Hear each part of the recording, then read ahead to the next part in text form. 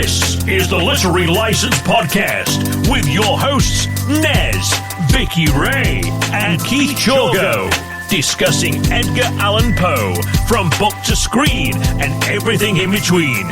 Coming at you from the UK and USA.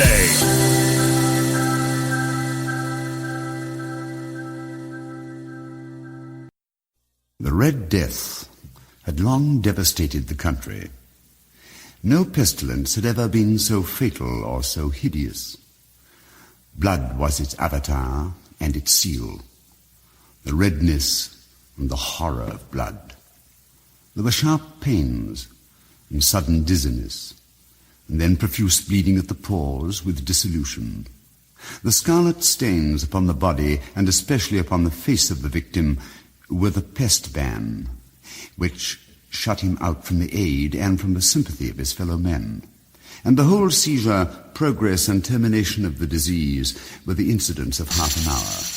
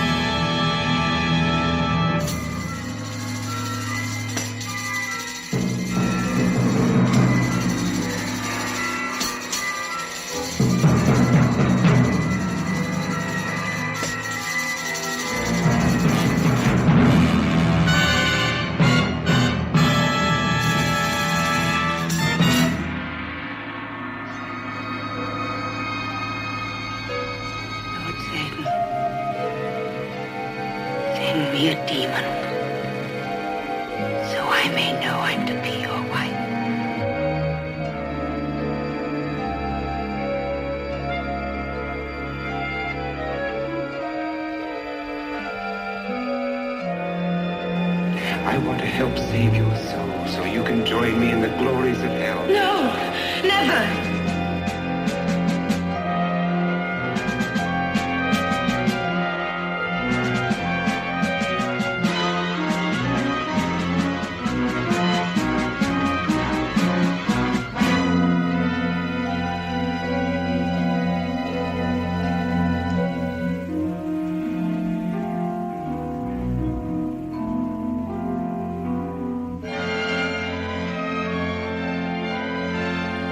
You look around this world and believe in the goodness of a God who rules it. Famine, pestilence, war, disease, and death. They rule this world. There is also love and life and hope. Very little hope, I assure you. No. If a God of love and life ever did exist, he is long since dead. Someone, something rules in his place. Hello, welcome to Literary License Podcast, and welcome to Season 3. Yay! Yahoo! The pigeon's loose. And as you know, our Season 3, we have changed the way that we've done a bit of production. Our first episodes of each month will be Book to Screen, and we are highlighting Edgar Allan Poe. And this will be our first Edgar Allan Poe episode, which will be Masque of the Red Death by Edgar Allan Poe and Hop Frog by Edgar Allan Poe as well. But before we get started, let's find out who's with us. First, we have Rod Labey. Hello, Rod. Hi, how are you? Oh, I'm groovy. We're great. It's always groovy. And you too. Yeah, it's groovy, all right. We're both groovy. Unfortunately, Nez, our new co-host that will be doing our Dark Shadows with us, is not able to make it today due to work commitments, but she will be here next month. So we won't insult her behind her back like we do John, so... We will insult her once she's been here for about 3 or 4 episodes, and then she'll be free. So before we get started, let's find what everyone's been up to. So, Rod, what have you been up to since last time we spoke to you? Well, I've been doing 2 big articles. I can't call them major articles, but I will say that they're huge. One of them has to do with Dark Shadows, one of our favorite topics, and it's an interview with actor Roger Davis.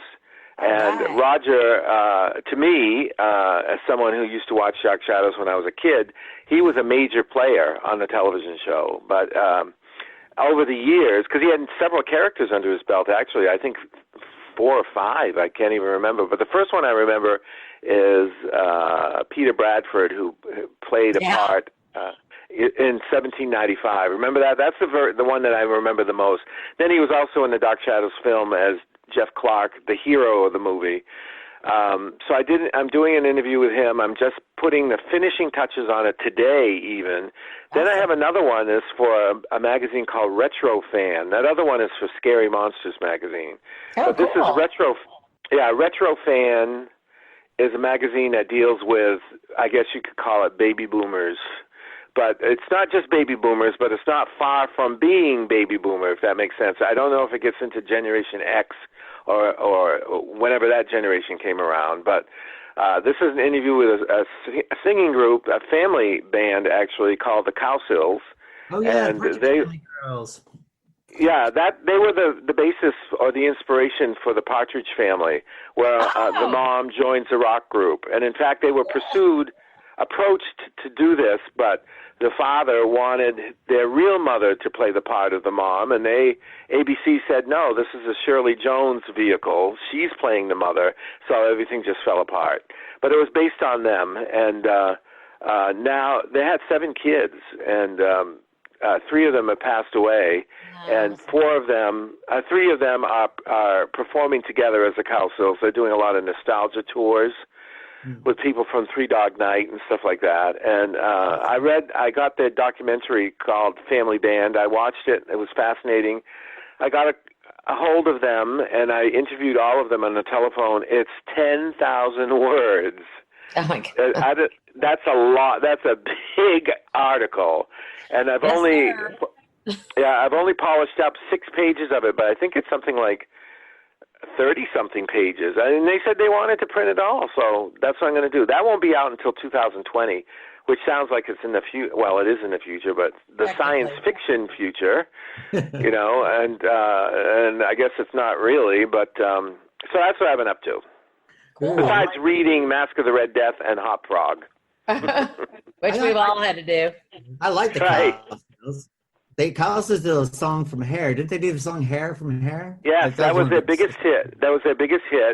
And they were not a group to be considered the kind of group that would do a song like Hair, which was like anti-war and, the hippie generation and everything. That was their last big hit. That went to number 2. And then they had one about the park and the... Yeah, they did. You're very good, Keith. Yeah, it's called The Park, the Rain, the Park, and Other Things. That was their first big hit. Don't get he's going to start singing. Yeah. No. I know that song. I know them because I'm a huge Partridge Family fan, and so when I found out that Cowsills is like, I bought Cowsills' greatest hits, so I have that. Oh yeah, and then they did Indian Lake. That was another biggie for them. But The Rain, the Park, and Other Things, which is known as the Flower Girl song, that was their first hit, and that went to number 2. But within a year and a half, their career was in the crapper, basically, for want of a better term. To make me happy. Yeah, that's it. Brilliant. So, Vicki, what have you been up to? Not as much as you guys have been, clearly. No, I finished up The Dark Crystal. I binge watched the first season on Netflix, and I totally loved it. I thought it was fantastic. And I mean, if you didn't watch the show, we watched it, we were probably teenagers when it came out in high school, and I loved Fizzgig back then, and I love Fizzgig even more now. Well, I remember when I saw Dark Shadows, the original film, I was in school. Dark Crystal. Yeah, Dark Crystal, sorry. And because the Skeeches go, Yeah, I know, the Skeksis. I love Chamberlain to Skeksy. I just trying to figure out whose voice. I was going through trying to figure out whose voices were whose. Simon Pegg's one of them. Yeah, and my Sigourney Weaver's one of them, and I couldn't figure out who she was. I have to go through it again. I meant to go through that this morning, but it is so worth the binge watch, everybody. It's fantastic. Well, when we saw the movie originally, a bunch of us were, friends from school, and then we went to French class like the following Monday, and every time our French teacher said something, we all go, I know. We do that in every class to the point where we were on detention for 2 weeks. Yeah. Other than that, we're just getting ready. We have state championships here in Texas all weekend. It's going to be 104. So Oh my! I know it's going to be so freaking hot down here. It's already Is hot. it humid heat? Is it humid? It's between. It's not a dry heat, but anybody tells you come to Dallas because it's a dry heat, they are fucking liars. That's the only word I have to say for that. Lie. All lies. So, Vicky, are you staying moist? I'm very moist. I'm always moist. Oh God! Moist. So you escaped Hurricane Dorian then? You escaped Hurricane Dorian. Oh God, Dorian's on the other side. I mean, I just like our heart really all funny side. Our heart bleeds for the Bahamas and anybody else that. I know, horrible. I thought Dorian disappeared though. Is it gone now? It's gone up to it's hitting Cape Hatteras as a category 1 or 2 right now. See what you should have done is give Dorian some secrets about the Clintons and would have disappeared. Yes, true. It's true. Everything else disappears.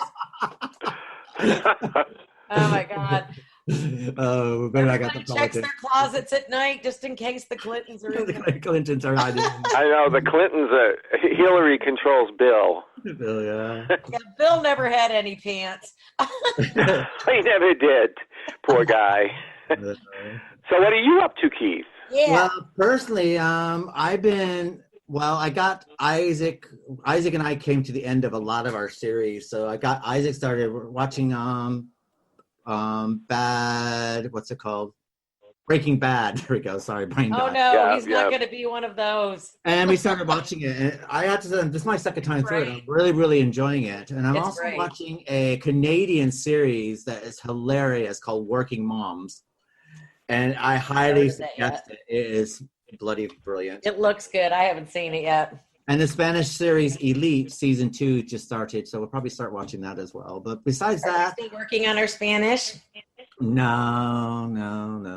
I still need to, but one day I'll get to it once I put my brain to rest. But yeah, and besides that, just working 9 to 5, and I become a country and western song without any of the dire divorces or anything. So yeah. No. So, but anyway, I guess that brings us to Masque of the Red Death with Edgar Allan Poe. Now, Masque of the Red Death was originally published as Masque of the Red Death, a fantasy, in a 1942 short story by American author Edgar Allan Poe. What's quite interesting about Masque of the Red Death, it was one of the biggest sellers actually for the time, and it's known as one of the best Edgar Allan Poe short stories, which we'll discuss whether we find this one of his best or not. It was published in Graham's magazine and has since been adapted to many different forms. There's plenty of songs written about it.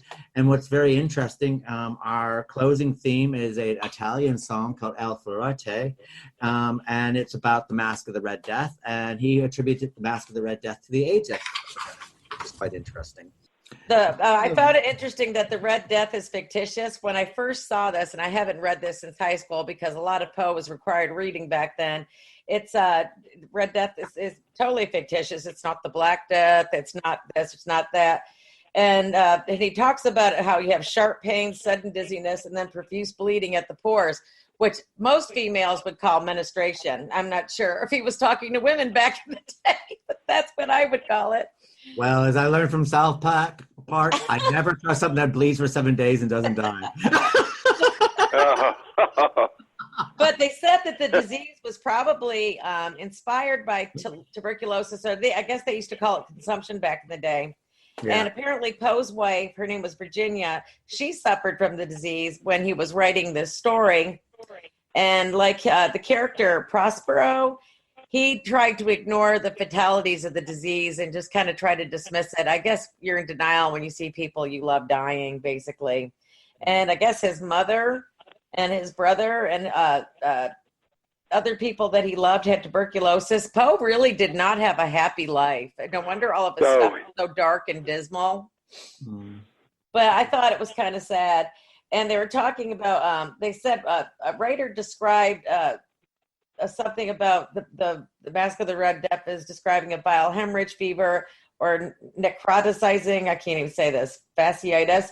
And they suggested that the Red Death was not a disease or a sickness, but it was a weakness, sort of like original sin that is shared by all of us heathens and humankind. They like to have to get that one little glimpse of Christianity in there, I guess, even in a dark story of Poe.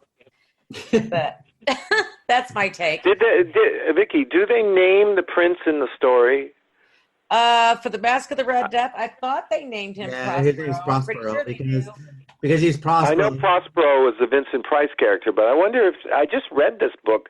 The story just 3 days ago. Prospero. He's the wealthy young man. He's got the distinguished rich family born into it. And he's very charismatic. He was very charismatic, and everyone loved him. And he liked a good joke, apparently. Well, and everybody liked him because he was funny too. So, they might have been fair weather friends, depending on how you wanted to take it. But it does seem like an allegory to me. Like, I don't know if anybody had to read Plato's Republic, but there was the allegory of the cave, and it's just sort of the same thing.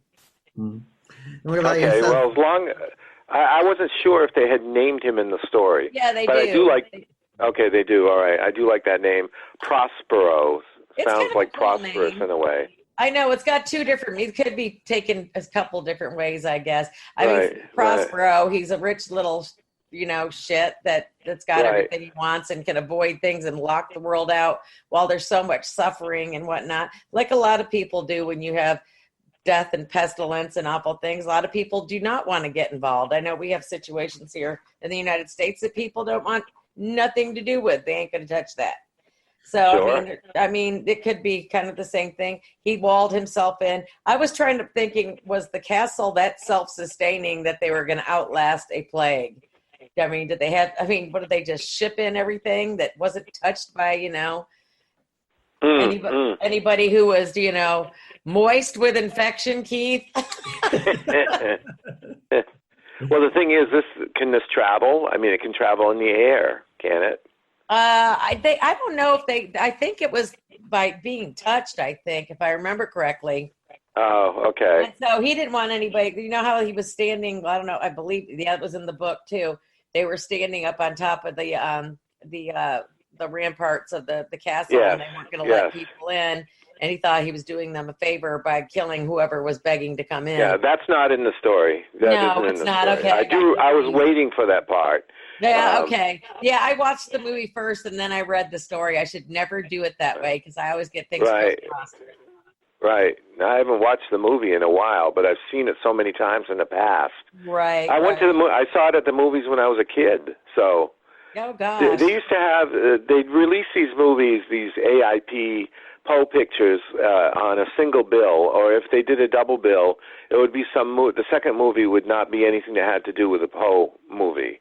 Right. Usually a teenager, the Ghost of Dragstrip Hollow or something like that. But somewhere toward the middle 60s, like around 67, 68, they started repackaging them into like triple horror shows. So there'd be 3 Edgar Allan Poe, and we'd go see them. I remember going to see them, and I began to notice similarities. First of all, that all the candles were red. There was never a candle that was not red in any of these movies. They always drank out of the same glassware, which is in every movie, the same glassware, and it always ended with, except for Masque of the Red Death and Tomb of Ligeia, I believe, or I think it actually did happen in Tomb of Ligeia. It ends with an inferno, a cleansing, so to speak, by fire. I didn't notice when I was watching the movie, and then I read about it, when I was going through this stuff. I mean, not that we should be talking about the movie, but I was like, boy, they got really, really fancy for this low-budget film. But then it said that they used most of the old stuff left over from Beckett with Peter O'Toole. Yeah. And, and it was just like, oh, wow. It's like, no wonder it's such fantastic, props and whatnot, but wasn't Prospero another character in The Tempest? William Shakespeare's The Tempest as well. That's what Prospero was as well. Oh, really? Yeah. Oh, I didn't know that. Right. You might be right. Shakespeare, oh God, slogging through that is difficult. Yeah, I know. I used to have to get I hate to say we're giving away my old, he likes to tell me I'm 90. But we used to have LPs back then. They're called albums. They're big discs, kids. And you put them on things and it spin. And I would listen to all of the Shakespeare stuff I had to do for class or whatnot, because that was the only way I could understand it if it was read to me while I read the book at the same time. Right. Because it was so freaking hard to get through. It was very hard. I mean, I'd read the first page, and when I got to the bottom, I go, what did I just read? I really didn't know what I had said. You know, I couldn't see people performing this stuff because it just, especially when it was supposed to be a comedy, I just couldn't see it. I didn't find the humor in it. But I have seen it performed on film, and people, you know, it's done. It depends on the actors, I guess, right? And the screenplay. But I thought Poe was bad enough, but Shakespeare really did me in. And of course, we had to read Hamlet and all that stuff. So it was like, oh God, Henry. Yeah, I mean, Henry V. Yeah, I loved that one though. Actually, I liked it when Mel Gibson did that. He made a movie out of that. I just loved it. Oh, that's right, he did. You know, I forgot all about that. Yeah, he did a good job, and I loved his performance in that. Even though it had Glenn Close was in it, wasn't she? Well, there was who's that great British actor? Oh, what is his name? Kenneth Branagh. Who? Kenneth Branagh. Yes. He's done quite a few Shakespearean things. Yeah, and that other one as well. Derek Jacobi does a lot of them as well. Yeah, well, he did I, Claudius. I remember seeing that. That's the first place I ever saw him in. Claudius. I love the PBS version of I, Claudius. I love it. Yes. I thought he was excellent in that. He was excellent in that. I mean, I have to. But what I could I add something about the story? Yeah. I would. I don't want to compare it to the movie because I assume we will be talking about that. But I didn't get the impression in the story, at least, that Prospero was necessarily an evil person. There was no mention of devil worshipping or selling your soul to devil. There was a big use of the different rooms that were different colors, which I find fascinating in the film. But they caught it perfectly, by the way, in the movie, and in the story. I'm sure all those colors represented something significant. I don't quite know what, outside of them being bright.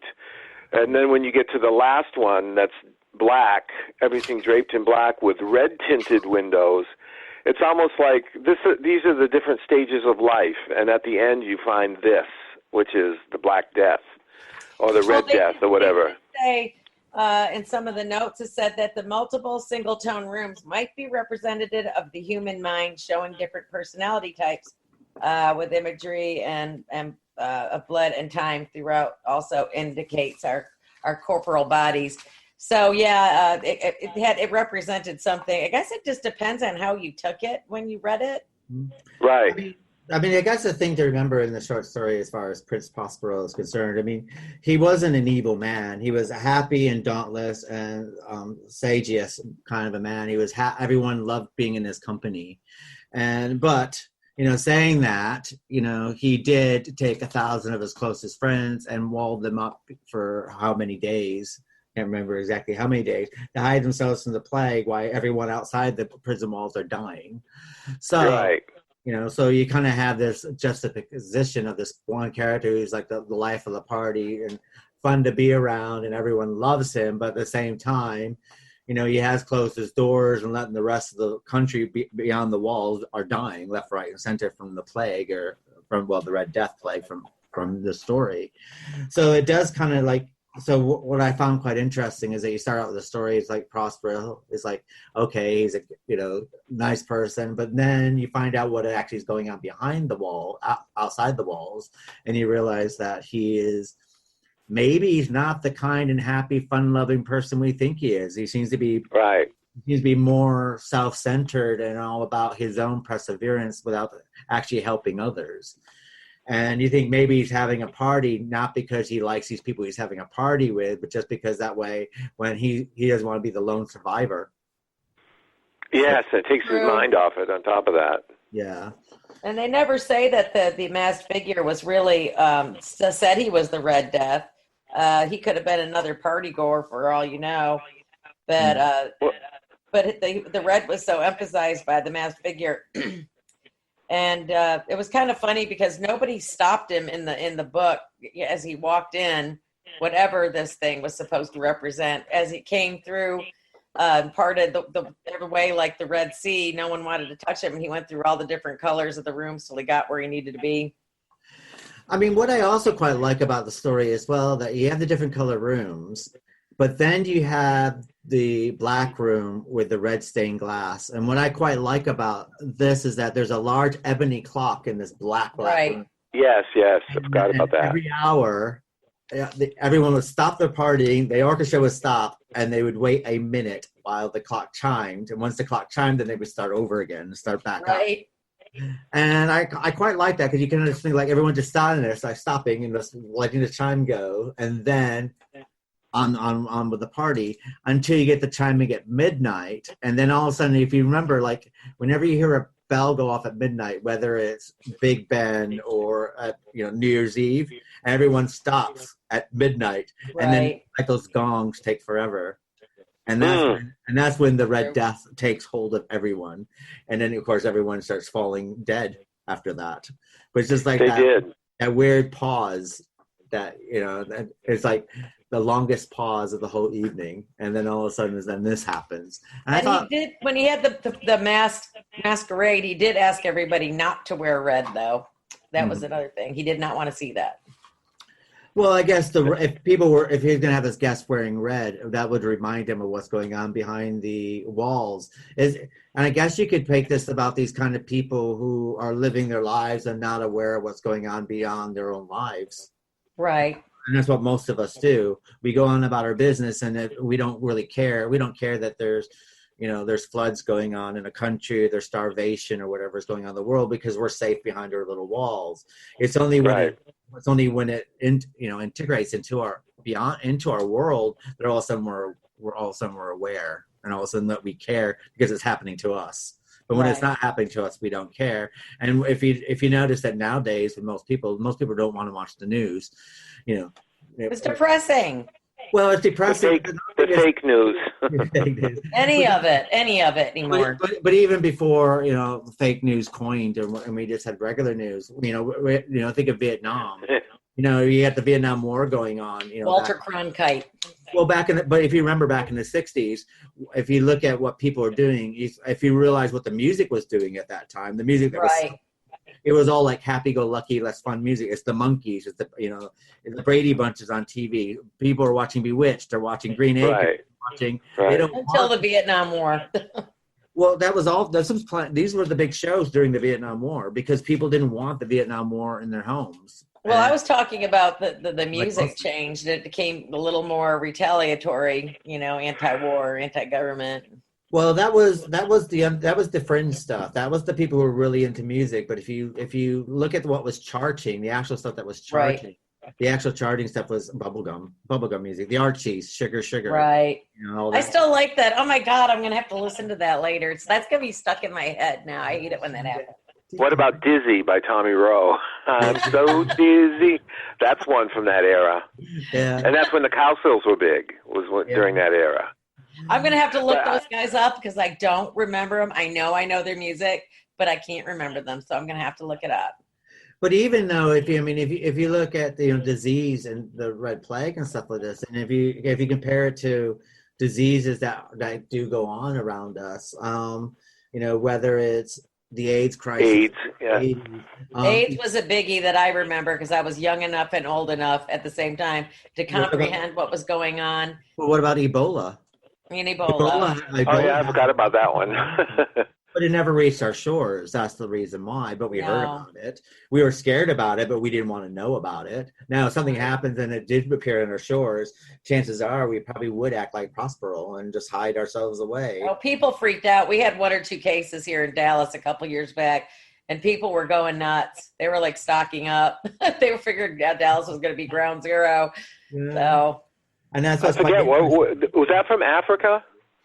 I'm trying to remember. Somebody came into the hospital, and he was from Liberia, and he was infected. The man died. He was just horribly ill. And one of the nurses contracted Ebola from him. And it was just, everybody was freaked out. It was such a shit show, because they were worried about who was on the plane with this guy. And everybody everybody was just freaking out. I mean, people, seriously, it's like, I understand it's really scary. I don't know. I think a lot of times people hype it up more on the news to take our mind off what's really going on in the world. Yet another way to get people out of paying attention. So, but nobody likes any kind of, no one wants to see people, I don't personally then, I should say, like to watch people suffer and die of something horrible. I mean, I watched a movie yesterday that we're going to discuss next week. And I went to tell Keith, I texted him, you didn't tell me to bring a box of Kleenexes while I'm watching this movie, What is it? That's next week. Huh? Long Time. What's the movie? Long Time Companion. I was just Long Time bawling. Companion, okay. I was bawling. This is our month of diseases, so. Yeah, it is. This is our month of happiness and sunshine and roses. And I didn't pick any of the sad stuff. He did. It's all him. But, I definitely want to be involved in The Nanny when The Nanny is shown. Oh, that's season. I love those hag films or whatever they call them. Horror hag. Horror hag. Well, Horror hag. Then you're gonna love the Vicky Ray story. That will be on TV soon. Fuck you. I like how these big stars from the 40s all of a sudden were wielding meat cleavers and axes and knives in the 60s. Yeah, like Tallulah Bankhead and Die Die My Darling, or Fanatic. That's the UK name. Olivia de Havilland. Joan Crawford was probably the queen of it, though, with Straight Jacket, which I just watched the other day. William They're so bad, they're good. They're so bad, they're good. It's just Exactly. Yeah, and they gave it their all. It was like she was in Mildred Pierce or something, except she was an axe murderess. I love every one of them. Now, I wanted to mention when you were talking about the story, okay, I think that because I just read this the other day, and if my memory serves me, I do think that either when Prospero dies or when he corners the guy in the wearing the costume, that he pulls the mask away and there's nothing there. Right. The robe is filled with nothing. So you actually do see or not see what's inside there. The fact that nobody's wearing the robe means that the Red Death held dominion over all, which is how it ends, I believe, with that line. And the Red Death held dominion over it all. Because the clock, which plays absolutely no part, except very minor in the movie, and the candelabras that were on either side of the door to the Black Room, it says that they slowly went out. The clock stopped because obviously you needed to wind it, I guess. And then everything was gone. They were all dead, all of them. Well, I think it's meant to remind us that the Grim Reaper is going to come for all of us eventually, I mean, it's just one appointment they say we're all going to keep. And I think that was the whole point to the time, the clock, and the man in the red. Death doesn't have a face, says it, because the death is. I guess if death did have a face, it'd probably be a mirror, wouldn't it? Right. Well, that's what the movie is like, that, isn't it? Yeah, it does have that sort of thing. I mean, I thought what else was quite interesting about the short story is that when Prospero basically asks, he goes, "Stop that person is wearing red," and the thing is, no one stops them because everyone's like, no, in fear. This vision, this this red shrouded person, this blood splattered robe and this funeral, right? Basically, everyone's just like in fear of him. And I like the fact that the figure goes into the Black Room. Prospero shows up in the Black Room. He pulls out his dagger to kill him. And then, of course, Prosperous dies of the Black Plague. And when he screams out, then all the revelers go into the Black Room. And as they're entering the Black Room, they're all dying. And I thought that's quite a strong image if you think about it. I mean, if you're reading this back when it first came out, that must have been quite a horrifying image because... Especially then. Yeah, that's what I'm saying. It's like just a picture, like all these people running into this room and just dying. All thousands of people. So just bodies piling on top of bodies on top of bodies. I guess it's like zombie infliction almost without them coming back to life. But I have to say about to begin the Poe, I think this was probably, I love reading this story. I thought it was a great little short story. I just love Poe. He's always, I mean, he's so dark and dismal, I know, but I mean, I just love his stuff. I've always loved Poe.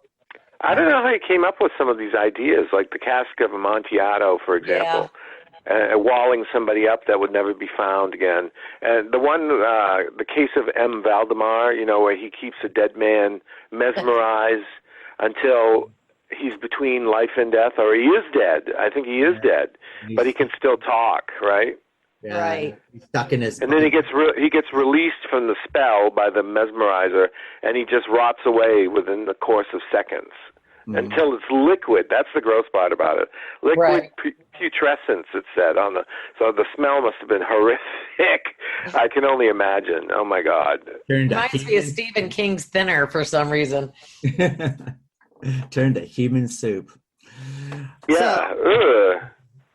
I mean, normally in the podcast, we're going to basically just do one story, but in this case, we're going to be doing a second story called Hot Frog, because Hot Frog plays an important part in the film that we'll be discussing later on. Now, Hot Frog is an interesting short story. It's also written by Edgar Allan Poe, and it was published in 1849. The title character is a person with dwarfism taking from his homeland because the gesture of a king particularly fond of his practical jokes. It takes revenge on the king and his cabinet for the king's striking his friend, a fellow dwarf, Trippetta. Now, what's quite interesting is that about Hot Frog is that Poe found himself in a bit of a scandal. And basically what happened is that a fellow poet named Augste was writing love poems to Poe, and Poe would write love poems back, though they did have a platonic relationship. But what basically was happening is that another person basically wanted the affection of Poe. Now, Poe's still married at this time. And her name was Elizabeth F. Elliot, who became extremely jealous of the situation and started spreading rumors that Poe was having an affair while his wife was dying with Osgood, who was married to Poe's best friend. And though it was platonic, it started off this whole thing to the point where the newspapers in New York City, literary scandals and gossip columns were printing this stuff, trying to ruin Poe's name. Now, Elizabeth Elliot, when you do read more about her, she was scorned by Poe because Poe didn't really have any feelings or didn't even like her as a friend. So she started this whole scandal. So it became like a dangerous liaison situation for this. And when Poe's wife died, she said the cause of her death was Elizabeth Elliot. Elizabeth Elliot pushed her through, forced her to die. And that's what made him write Hot Frog, which is quite interesting. So as we get into discussing Hot Frog, it's quite interesting when you have that in the back of your mind that this is the reason why he wrote the story. Well, they're called because his revenge tales. That's why he started writing these things, because he's pissed. Well, it's quite interesting because the simple fact about Hot Frog basically is a revenge tale, but it is also about, a group of individuals who are high up in a literary circle causing problems for somebody when they don't need to cause problems from somebody. They should. It sounds like Facebook. Oh, God. Yeah.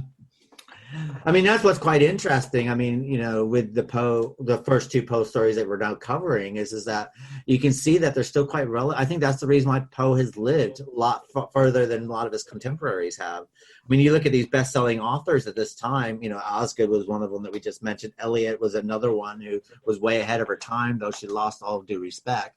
But Poe is the one that everyone's going to remember.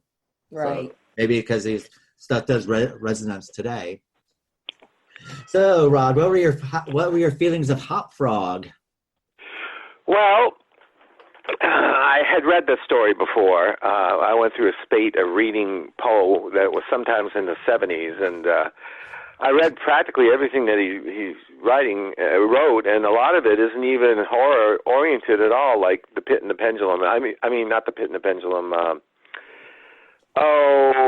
Murders on the Rue Morgue. Okay, Murders at or on, I don't even know what it is, but that is a detective story. He is the father of the detective story I read because of how they figured out how the ape could get in and out of the apartment. But that had some horrific elements in it as well, decapitations and stuff like that. But in Hot Frog, I thought it was a perfect companion to Masque of the Red Death because what happens is, the high point of Hot Frog is that when the king or the prince, I don't remember who it was, I think it was the king, because he had Hot Frog as a jester. Yeah. And when he was approached by the little girl, or in the movie it was a little girl. A well-proportioned dwarf. She was a well-proportioned dwarf. There's 2020 little person. Little person. I'm offended. Little person.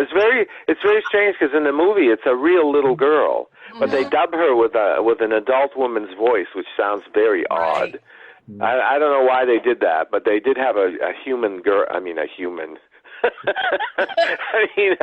noticed that was so noticeable in the movie. Did you not think? Right.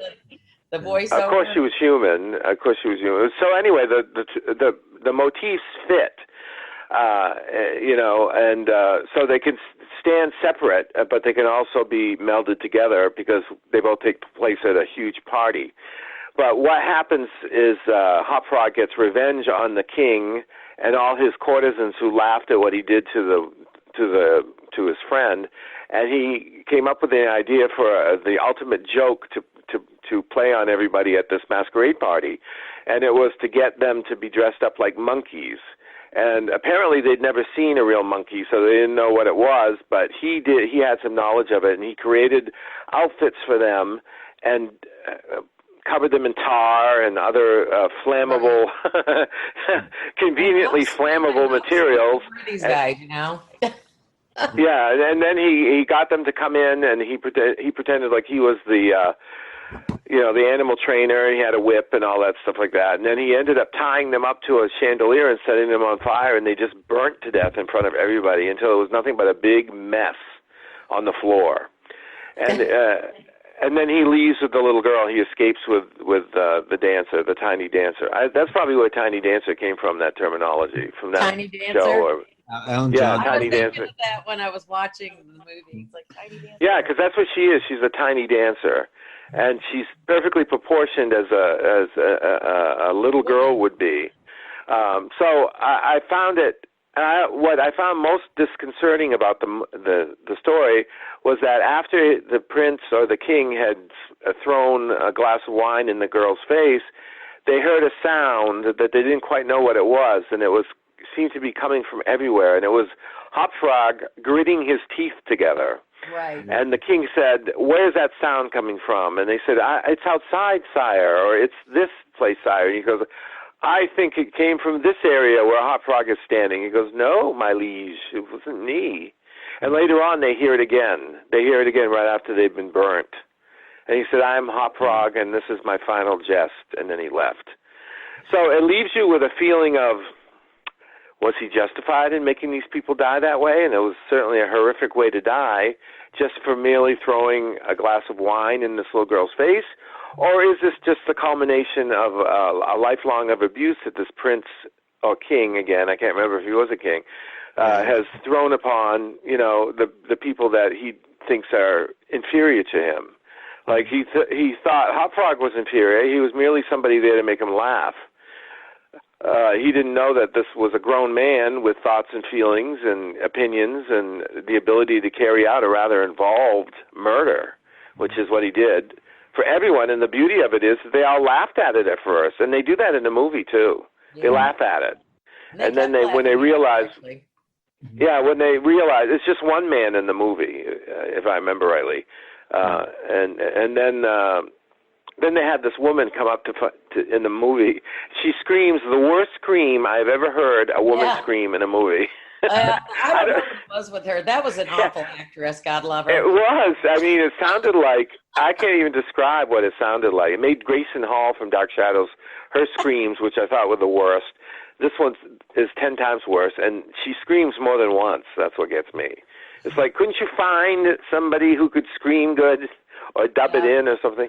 But I really enjoyed the story. It was a neat revenge tale, and I must admit that there was a certain part of me that admired him for coming up with such an intricate way of, of getting revenge, which is what it, like you said, Vicki, it's a revenge tale. It's all about revenge, and it's like Carrie at the prom. Okay, you could look at it from one way and say, "Oh, that's horrible. Everybody's dying in this prom." Then you could say, "Go, Carrie, go." Okay. I actually rewatched that a couple days ago, about a week or two back. I was like, "Oh, well, hell, I haven't seen this one in a while."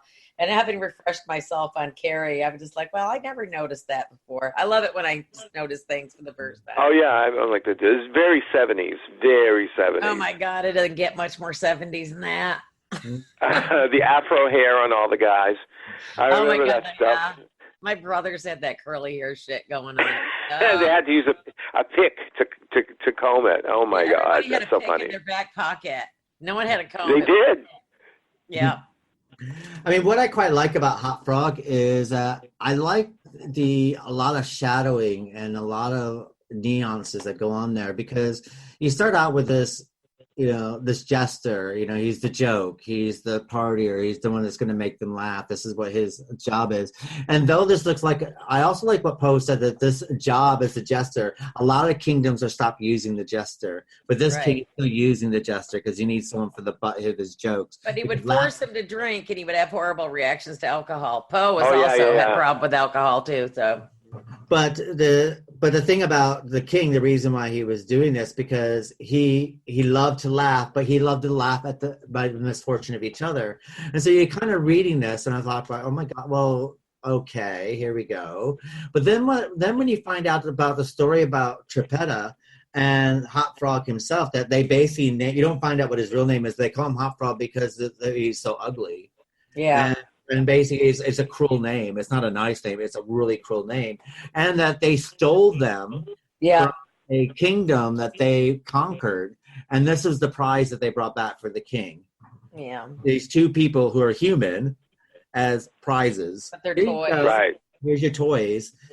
And then what I also like about what Poe did with the story as well is that you get the jester, and normally the jester or the comedian is not the person who's too bright. They're not the brightest, they're not the brightest bulb in the pack normally. They're normally funny, ha ha ha, and you always think they're thicker than a 2x4.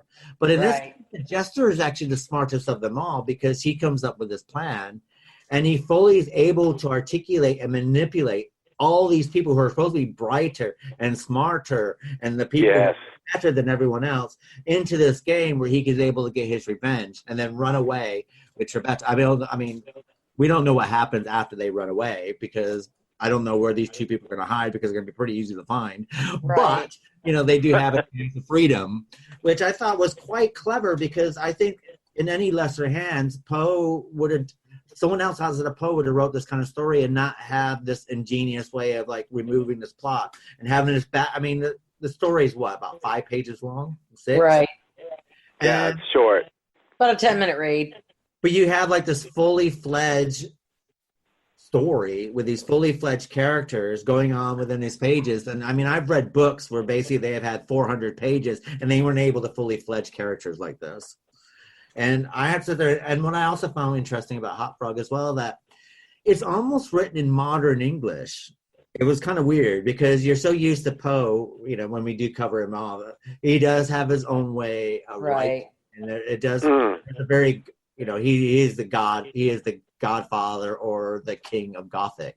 And the reason why Gothic novels from Poe onwards are written in a certain way is because he developed this way of talking, which tends to be a bit long-winded sometimes. And you have to read between the lines of what you're going. Yes. It doesn't do that. Hot Frogs is in your face. This is directly to the point, and it's just like reading a modern short story. And I would sit there and say, anyone who is going to get into Poe, Hot Frog would probably be the one you want to start out with before you go into your stuff. Like The Pit and the Pendulum or The House of Usher are a bit more long-winded as far as...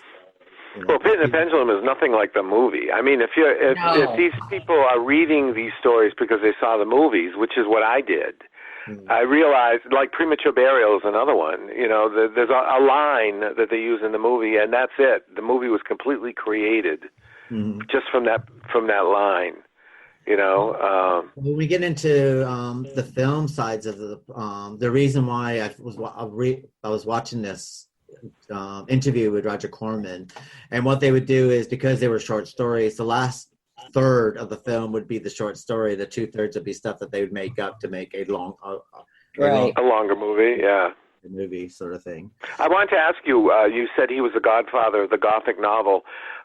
When did the Bronte sisters write their books?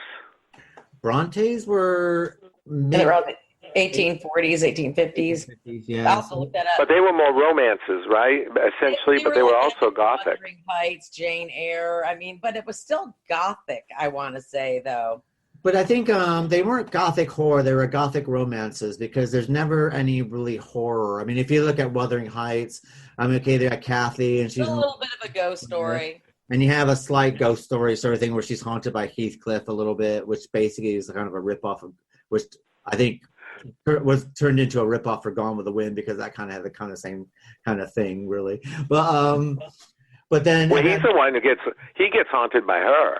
It's not the other way around. She dies, and she haunts him, and they go out into the snow upon the crag of whatever, and the doctor says that he saw Heathcliff walking with a woman. And the Moors. Oh, that's the movie. There you go. That's in the movie version. I'm talking about the Laurence Olivier movie. Takes her to the window, and Merle Oberon dies, and she's holding her at that's the a really good movie. And I think it's funny when Carol Burnett does it, when Harvey Korman takes Carol Burnett to the window and watches her and drops her at the window. I gotta look for that now that I think about it. The Bronte sisters were like 1820s. They were born in 1770, so around 1842 to 1844, 1847, Jane Eyre. But their Gothics normally was mainly a woman coming to a big house. And then they weren't published under their names, were they? I mean, wasn't that in the day that women couldn't write books? Supposedly? I think they were published under them. Now I gotta go back and look, dadgummit. I do think they were done under a man's name, because there was also a third sister, Anne Bronte, and I forget what she wrote, but she wrote something famous as well. But the other two, Jane Eyre and Wuthering Heights, are almost like connected, not just by the sisters. They wrote their stories at their own expense, and they wrote a volume of poetry under the first use of their pseudonyms, Kerr for Charlotte, Emily, and Acton. But they all went on to publish novels with differing levels of success, but they didn't use a man's name from what I'm seeing here. And this is a UK site, so it can't be wrong. Okay. They didn't have much success in their lifetime either. These people, these poor artists. It wasn't until later. Well, they were miserable. I think she died of consumption. I think one of them died of that. Yes. And one of the sisters, when she died, the other sister was there, and when she died, she saw her soul, saw the other sister's soul leave her body. Oh my, that's kind of weird. As a vapor. Or it could just been the heat in a really cold room. Yeah, it must have been very moist. It was very moist that day. Very moist. It was a moist, cold day. We're not going to stop with this for a while. I can see it. The moist shit going to show up. Moist. That's such a word. Moist. Descriptive.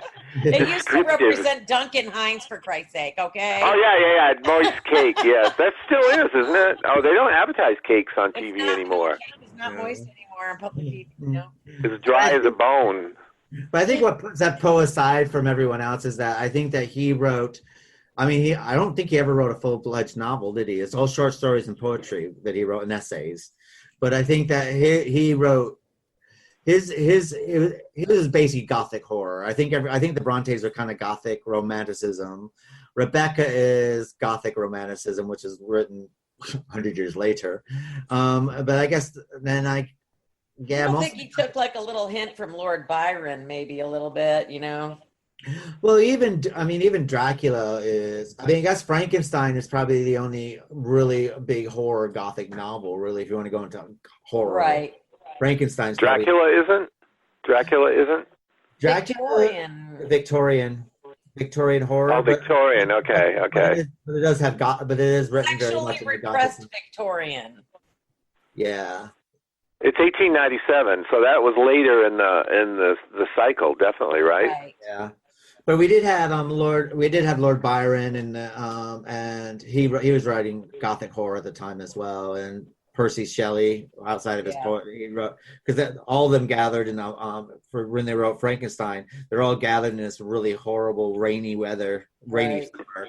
And they decided to have a contest because they're so who's going to write what? Yeah. Yeah, that's all. Who could write the scariest? And they all wrote something scary. But isn't it a legend that she wrote that in a night? Well, one night. I don't think she wrote that in one night. It's too fucking long to be written in one night. You write that longhand. These before typewriters. Oh, that's right. It was longhand in those days, wasn't it? Yeah. Oh my God! No kidding. Quill pen. Yeah, with a feather quill pen. Well, they do that at the beginning of Bride of Frankenstein. Don't they have a little scene like that with Lord Byron and Mary and Percy Bysshe Shelley during a thunderstorm? Yeah. Yes. Do you remember that scene? And then in the 80s, they made a couple movies about the making of this. Ken Russell did a film called Gothic, which was about the writing of Frankenstein. And then America did a film called Haunted Summer with Eric Stoltz, which was basically the same story as Gothic. Right. I didn't know that. And it's quite interesting. It's about this haunted night that they all decide to write a short story, and they're haunted by what they're writing. So I did want to add this about Poe overall, right, when you said he only wrote short stories, and why he might be considered macabre or whatever you want to call it. He brings you into the world of somebody who is either already mentally ill when the story starts, or they soon descend into mental illness, such as the Black Cat, for example, where the man just suddenly has this obsession with this black cat, and the cat loves him, but he finds these constant, rubbing up against him and wanting to get on his lap annoying, and then he tries to kill the cat. I think he tries to hang it. He does really horrible things to the cat. Poe was predisposed to death. I mean, he was so afraid of being buried alive, which was the norm. Oh, yeah. Well, a cask of Amontillado. In case some ring the bell, whatever, if he's stuck in there, so someone know he was alive and in the Oh, that was in the Ray Milland premature burial. I know all these things. And Telltale Heart as well. That's another one that with Poe, you tend to come into the middle of a story. You don't get like the beginning and the end. You kind of come into the middle of it, and it's like, here we go. But there's no slow burn. But he catches you up very quickly. For someone who's able to write a story in such short time, if you look at most people who write short stories, I would sit there and say that Poe's probably got the most memorable catalog of short stories. Yes. And usually his protagonists are either crazy or they're evil. Right. Or they want revenge, like Hop Frog, and the same guy in Cask of Amontillado wanted revenge. And what's the one about the heart in isn't that funny? The Telltale Heart, the Telltale Heart. Okay, this was just some nutty guy who had an obsession with this old man that he lived with about his eyeball. Believe it or not, I don't know if you remember that. But he wanted to kill him because he kept looking at him with this screwed up eyeball that this guy had. And he went into his bedroom at night and opened up a lantern until just a little beam of light landed on the eye. And when it opened, he jumped on him and killed him and cut him up. I mean, that's really horrible. And then buried the heart under the, and by then he was completely nuts. You could hear the heartbeat and all that stuff. But then again, every time I see someone who's got a lazy eye with one eye looking at you and the other eye looking for you. Don't get me going. I get that feeling that I want to kill them. Oh my God. Or especially the you got to wonder, are they looking at you or the wall? I mean. I just try to stand right in the dead center, so that way I know that at some point I'm in vision. So. Right. That's just a weak muscle in the eye. They can take care of that now, I think. Yeah. They pull it over and make it centered or whatever. So, Vicky, is there anything you want to add about Hop Frog before we move on to the film? No, I just I like how he has the characters. It's really quick. It's not a slow burn story, and it gets right down to the business of things, which is revenge and killing people in a horribly terrible way. I agree. That's a very apt description of the story, and it's kind of thrilling because the way that they're killed is very unusual. It's not like they got an arrow in the chest or anything like that. They were dressed like monkeys, and they burnt in a group. Sure that they had tar and shit on their skin. He was not. Yes. Right. And they're hanging from a chandelier on top of that. Nobody could help them. They were just totally screwed. So, Vicky, what are your final thoughts on the short story Masque of the Red Death and Hop Frog? Well, I can't say too many things bad about Poe. The one thing I liked about his stories, well, you already brought it up, is there's really not a slow burn to any of his stories. Like you said, it gets right down to the meat of the story, and then he actually catches you up with a beginning that should have been there anyway. But they're really, I guess they're not really easy to read. They're quick reads, but you got to pay attention to them a little more because they are not old English, but I want to say the 1840s to the Victorian kind of way people spoke. They didn't have our Spanglish, and I guess they spoke the Queen's English. I guess that's what I want to say. But no, I love Edgar Allan Poe. They're all that. Everybody should read them, whether it's required reading or not. It's good stuff. And what about yourself, Rod? What are your final thoughts on the short stories, Masque of the Red Death and Hop Frog? Well, Masque of the Red Death as a short story is something that I've returned to over the years. A lot of Poe I've returned to over the years. I also find his poetry very melodic, and of course it's not free verse where everything doesn't rhyme, so it's even harder to come up with words that rhyme, and he does a beautiful job of it. It's not even iambic pentameter or something like that you... You're right. I mean, now it's much easier to write free verse or open verse or whatever they call it, because it doesn't, remember when we were in school and we had to write an iambic pentameter poem, and that was hard to do, because it's not just having the last words that rhyme, you have to have the cadence that goes right with it. So I think Poe does that, and his short stories have been always, I tend to gravitate toward things that have been made into films. I hate to say that I'm a child of the cinema, because that sounds so, it's like saying, I watched that on TV, I know everything about it. I mean, there are some good things to cull from those experiences, and the biggest surprise for me was to find out that A, the stories were not the same, or B, they left out so much detail from the movie that this is really fascinating, especially House of Usher. But it has this poem put in the middle of it called The Haunted Palace, which they made into a separate movie, and it's an allegory for somebody going insane, which they completely lost in the movie. I don't know if you've ever seen Haunted Palace with Vincent Price, but they passed it off as a... You've never seen that? No, I don't think I probably have. I just don't remember it. Like I said, the one thing I do like about when we do these podcasts is things that I totally took for granted or never really liked or responded to when I was younger. And when you look at things with much older eyes, you go back and you revisit these things, and it just means that much more. It's like, wow, this is some pretty cool shit after all, Yes. That's how but if I've probably seen it and I just don't recall it, that's what it is. Well, I think what they did with the movies is they went to the public domain because, of course, they didn't have to pay any licensing fees to Poe, and they were able to do whatever they wanted with the stuff. And as long as they hooked it into this literary master, another shocking movie from Edgar Allan Poe. Most people didn't even know who the hell Poe was, but they still went because he sounded like he had a great name. Let's face it, he does. Edgar Allan Poe. You know what? Now I think about it, I could have named one of my kids Edgar Allan Poe, just sort of like John Paul Jones. Those are cool names. Just like, and then just John Paul Jones, and then da-da-da-da-da. Do you have a son named John Paul Jones? No, I'm just kidding. I would never do that to my kids, but I wish I had. Oh yeah, they're great names. I mean, it became the hook, especially combined with who's the other person, Vincent Price and Roger Corman. Those were the three ingredients that made those movies.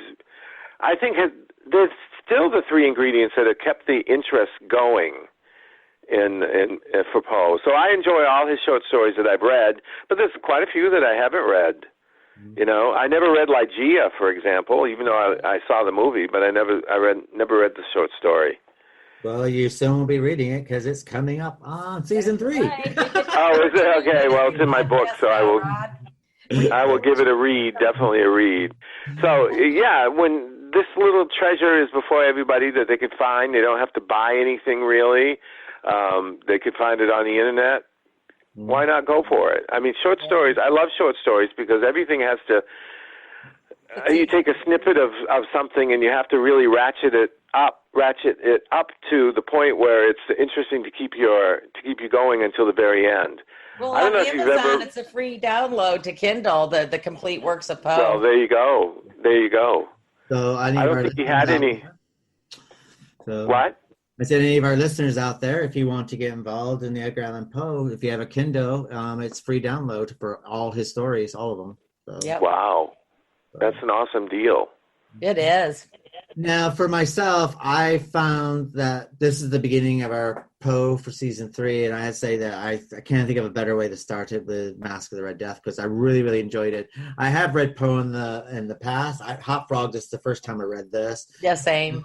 I had to sit there and say that I've had the book, and there was a while. I think I got to page like 300, and I was reading like something Poe every single day. Not recently, but 8 years ago, because I've actually never read Poe, and I was actually getting right into it. But then I got to a point because I was so heavily entrenched in it, I had to read something modern, and then I never went back. But I have to then say that The Masque of the Red Death, I was totally floored by it. I really, really liked it a lot. I think it's a strong story. I think it's, I can understand why it's one of his strongest that the critics love the most outside of The Raven. And Hot Frog, I was totally blown away by it. I really, really enjoyed it. It's one of those things, okay, I have to read Hot Frog. We kind of, for our listeners out there, we covered, Hot Frog was an added addition because we realized that it was part of the film that we're going to be covering after the commercial break. And we figured, okay, Hot Frog's a part of this, Bo, right? So we might as well read this. And I thought, oh God, do I really need to? And I read it. But I read it last night on my way home, and I was really engrossed with it. I really loved it. So I'm kind of thankful that it was part of it because it gave me one more. And I would highly suggest for people who are getting into Poe to, this is a good place to start. So to read those. So what I'm going to do, we're going to come to a commercial break and listen to a word from our sponsors in the trailer for Masque of the Red Death, the 1964 Roger Corman film. And we'll be back after a word from our sponsor. Amazon. Oops, wrong Amazon. Although we both contain an array of diversity, the rainforest with all of its animals and us with all of our products, come check us over today and find all the products you need quickly and efficiently. And buy it with one click. And now you can even use us to donate to your favorite charities using Amazon Smile. Amazon Smile is worth your while. Come check us out today. We are one planet. We share one extraordinary home. We are millions of wonders, but we are all one world. If we only get one chance to save our planet, to protect it for the next generation, then we have to take it. This is our chance. This is our fight. For our planet, for our home, for all of us. Join WWF today.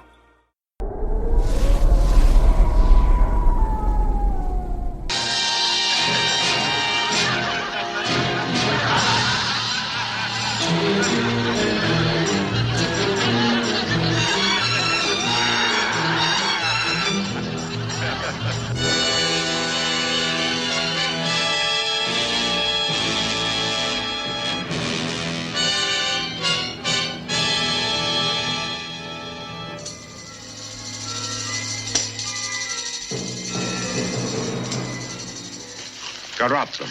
No, I beg of you. Mercy, mercy. Lord Satan, send me a demon so I may know I'm to be your wife.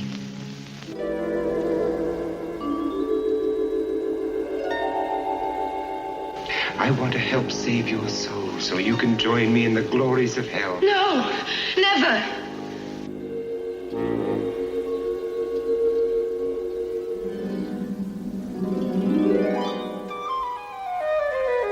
Diamonds, rubies, emeralds, pearls.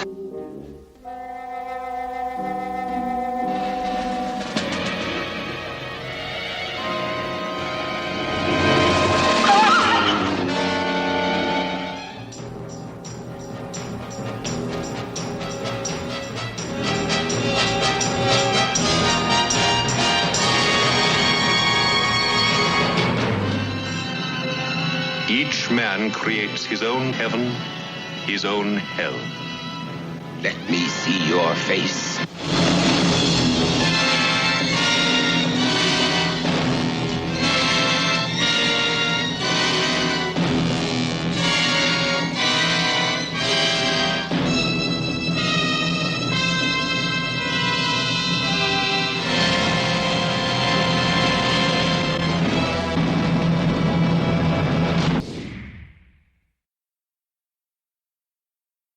morning face. You get it when you don't sleep well. This is what happened to Linda. Morning, guys. Good morning. Ah, what is that thing? It's me, Linda. Oh my God, it talks! Run! No, it's me, Linda from HR. It looks hungry! Save the children! Save them! Stay back, I've got mace! Ow, that went in my eyes. Quit moving! It's called beauty sleep for a reason. And there's never been a better time to get some. Get 20% off IKEA Sultan mattresses. IKEA, love your home. Hello? What's your favorite scary movie? I have a bunch of favorite movies. I watch them all on Shudder.com for only $4.99 a month. That's a scary low price. But if I had to pick a favorite, it'd probably be Scream. Oh. Yeah, it's the only streaming service that lets me watch hundreds of horror movies on demand. I'll be right back. Hello? Hello? Hello, are you gonna subscribe? Hello? Go to Shudder.com to subscribe, if you dare. Hello, welcome back to Literary License Podcast. So now we'll be discussing The Masque of the Red Death, a 1964 film directed by Roger Corman and starring Vincent Price. The story does follow a prince who terrorizes a plague-ridden peasantry while merrymaking in a lonely castle with his jaded courtiers. The screenplay was written by Charles Beaumont and R. Wright Campbell. This is one of the ones that Richard Matheson didn't write. He did write all the other Poe adaptations for Roger Corman for this cycle. This is the seventh film of a series of 8 Corman film adaptations, largely based on Poe's work. Now, the interesting thing about Charles Beaumont, we'll cover him a little bit, but he did do a couple more Poe adaptations. He did The Premature Burial. He also did Haunted Palace that we discussed earlier.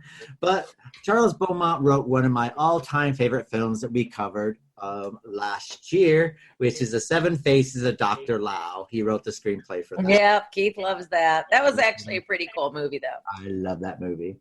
Now, another interesting thing about The Masque of the Red Death, as Vicky pointed out previously, that they use the same sets as Beckett, and then Roger Corman was very economical. Now, this is out of all the Poe adaptions, all the Poe films are made within 3 weeks. This one took 5 weeks, 5 to 6 weeks, but Roger Corman liked to sit there and say that it took 4 weeks because English workers work slower than Americans. Yeah, is that a slam dunk or something? Well, they have to stop for tea, right? Yeah, we have a lot of tea breaks. But this was actually made in England, and so that's probably why it gave us interesting look. Now, another reason why this film has a slightly different look than the rest of the Poe series is that it was the cinematographer on this was a well-known, who would have become a well-known director named Nicholas Roeg. Now, those people who don't know Nicholas Roeg, he wrote Don't Look Now. He directed that film with Donald Sutherland and Julie Christie, which is rated X when it came out due to the heavy sex scenes. I just love the ratings that they had back then. Just like, I mean, everything would be rated X in prime time now if they could just see it back then. Now, another good thing is that it had a bunch of lovely English lovies in it. Jane Asher, this is one of hers. She is an English icon now. She went from being a grade 8 actress in the 60s to making cakes in the 80s. Then, of course, we did have David Weston, Nigel Green, and Patrick McGee. And Patrick McGee, of course, is quite a famous actor as well. Hazel Court, what else was she in? I could not find anything about her. Her face was extremely familiar. Who, Jane Asher? Hazel She was Court. Paul McCartney's main squeeze. Hazel Court, Juliana. Yeah. Oh, Hazel Court? Oh, she's a scream queen. She's very famous. She was in The Raven. She was in, she's done a lot of Alfred Hitchcock TV shows. So she's, what else maybe that's why her face looks familiar so much, because she looks like she's got one of those faces. I guess she's been in a lot of them that I just haven't noticed. It was she was in Curse of Frankenstein with Peter Cushing. She was in that too. Oh, okay. Okay, that's where it is. Okay. Now, what's quite interesting about Jane Asher is that this is before Beatlemania. This is before the Beatles came out. And she was dating Paul McCartney at the time. And during the middle of filming, Roger Corman was with Jane Asher, and they're talking. And she goes, "Oh, do you mind if my boyfriend comes and visits?" And he said, "Fine." And Paul McCartney showed up. later on, then they were going to go out. And Paul McCartney and his band were going to make their debut in London, as the first London. And the day after that, the Beatles were born and became a national, what we know as the Beatles today. But this is just before that. So you got to meet Paul McCartney during the making of this film. Another interesting thing is that Roger Corman wanted to make this his second Poe film after The Fall of the House of Ushers. But due to the Seventh Seal being released of Bergman, he didn't want people to think that he was copying Bergman's The Seventh Seal. So that's the reason why Masque of the Red Death was made years later, after towards the end of the Poe cycles than the beginning, which is quite interesting. And I guess another thing that makes this quite interesting is that it was all done at Pinewood Studios as well, which is a very famous movie theater here. Right. So, well, cinema, place to film, not movie theater, but place to film, a film studio, I should say. Well, that's where they do Star Wars and all that, right? Yeah, they're doing Star Wars there. And a lot of the Jim Henson's Dark Crystal was made here. The Labyrinth was made here. Aliens was too. Yeah, Did Raiders. Alex Gordon sue them for saying that they stole his script on this? Who's Alex Gordon? I don't know who He was Alex one Gordon of the, apparently, he was one of the, you know these things. Oh, yes. He claimed, I remember that. He claimed to have had the rights to it or something. The film was based on a script that he'd written, and I guess they stole it, and so they made a big deal out of it. Because what happened, there's a number of rival adaptations that Masque being mooted around at this time, and the Warner Brothers announced a film based on the story, as it producer Alex Gordon, who said he had Price's star, but apparently he didn't have Price's star, and Price knew nothing about Alex Gordon's version of Masque of the Red Death, so that's what kind of squashed that. But yeah, it came out around this time. I guess same time that, Someone's successful. We had Daphne du Maurier's Rebecca at the same time, and that came out, and all these people came out of the woodwork and said that she stole her novel. Stole her novel. So, which she kind of did from other people, but it's not from the people who are saying, sort of thing. I love that movie. I'm trying to place Rebecca. the movie The Young Racers with Patrick McGee. For some reason, I'm drawing blank on that one. I don't know why. Now, another interesting thing, there is a third short story that they did use in The Masque of the Red Death to help flesh it out. And it's not a Poe story, but it's called Torture by Hope by Auguste Villiers de Laison. There you go. You did really good. You did not torture that. Thank you. And that was a subplot. And I've never read Torture by Hope. I probably never will, but I guess it'll be when we discuss the movie. I imagine this subplot probably will come out, and they probably are parts of Tortures of Hope, whatever that is. So, Vicky, do you have anything about the making of The Masque of Red Death?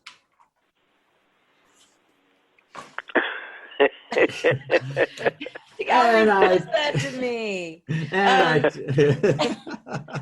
No, we got back to that. AIP had a co-production deal with Ingo Amalgamated in England, and they I guess they kind of pushed Corman to make the film there. Did he not want to make that somewhere else? You guys are more Corman fanatics than myself, but they said it could qualify for an Edie Levy and increase the budget.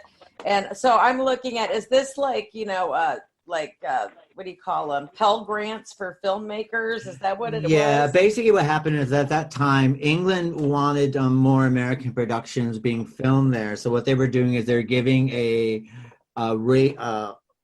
rebate for people who are filming there. And the money and the portion of the money that the American companies were giving, they were giving to English filmmakers to be able to come out with English films.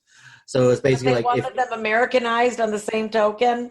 No, basically what they were doing is like, oh, you've come to England and make a movie, then what we'll do is we'll give you a tax cut on this, and with the money that we're making on the tax cut, what we'll do is we'll give that money to smaller English productions so English directors can make English movies. So it's in a way to bring the movie and make it more circle. So that way they still do that, don't they? They still do that to a certain degree. Sometimes it goes in and out, like when Star Wars was here, that was what was going on here at the time. And then because England made so much money on Star Wars, and then Thatcherism kind of put a bosh to that. And then after that, then they started this back up, and that's why a lot more films are being made here again, because they got that tax break. It's the reason why they go to Canada to film TV series. They get because it's cheaper. Ends up being cheaper, and they get a tax break. It's a tax break, but with that there does come some restrictions. In this case, it's like you can only have like so many American workers on the film, sort of thing. Yeah, I read that before.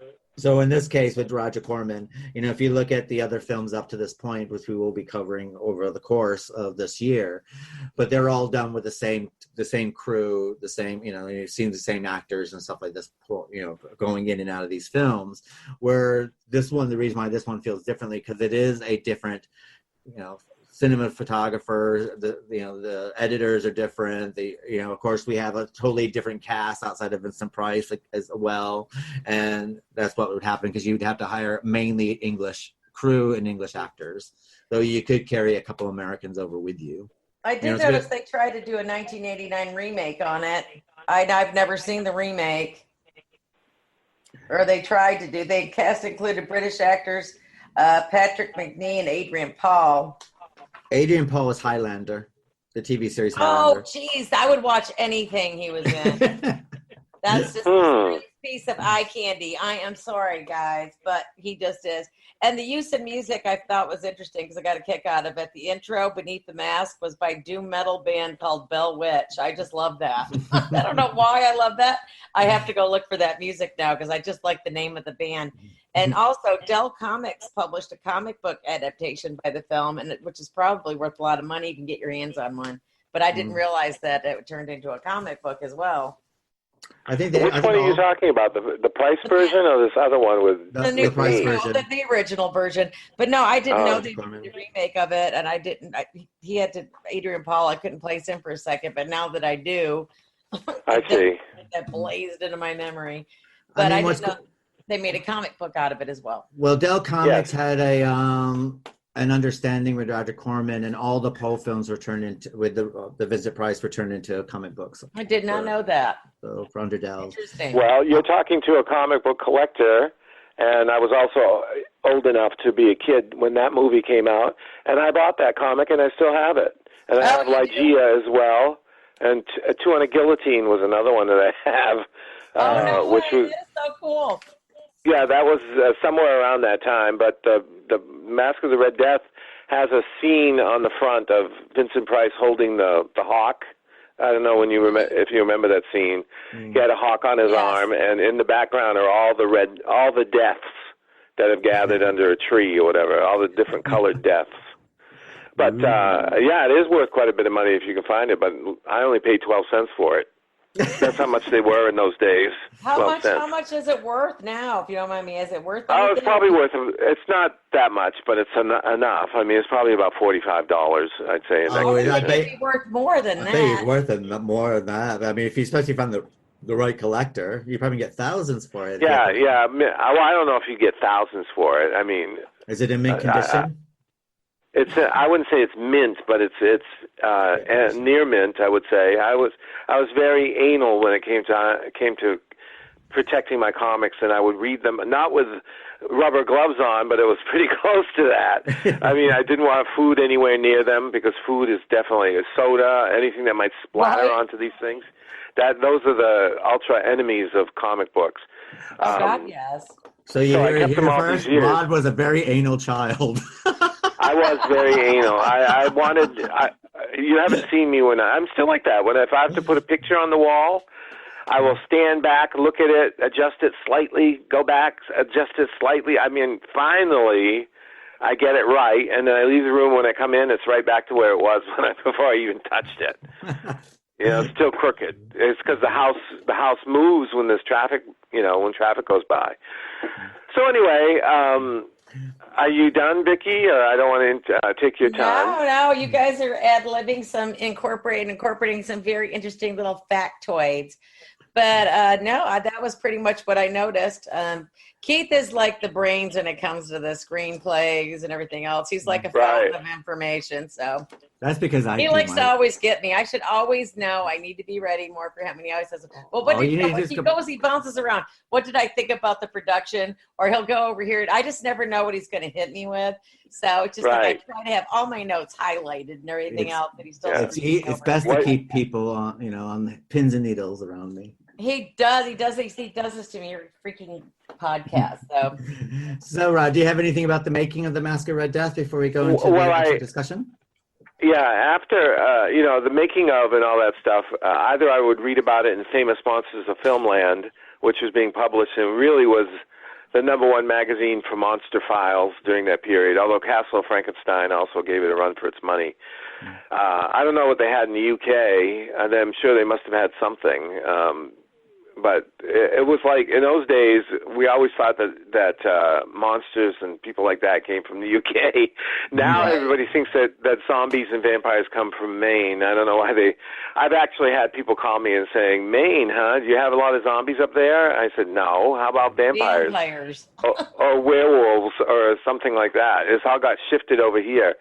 But as far as Masque of the Red Death, I can't give you any information about the making of, but I can say as a kid, and I was in 1964, I was 10 years old, I would say that I can remember going to a movie and standing in the lobby and seeing the poster for Masque of the Red Death, which fascinated me because his nose was a woman's rump.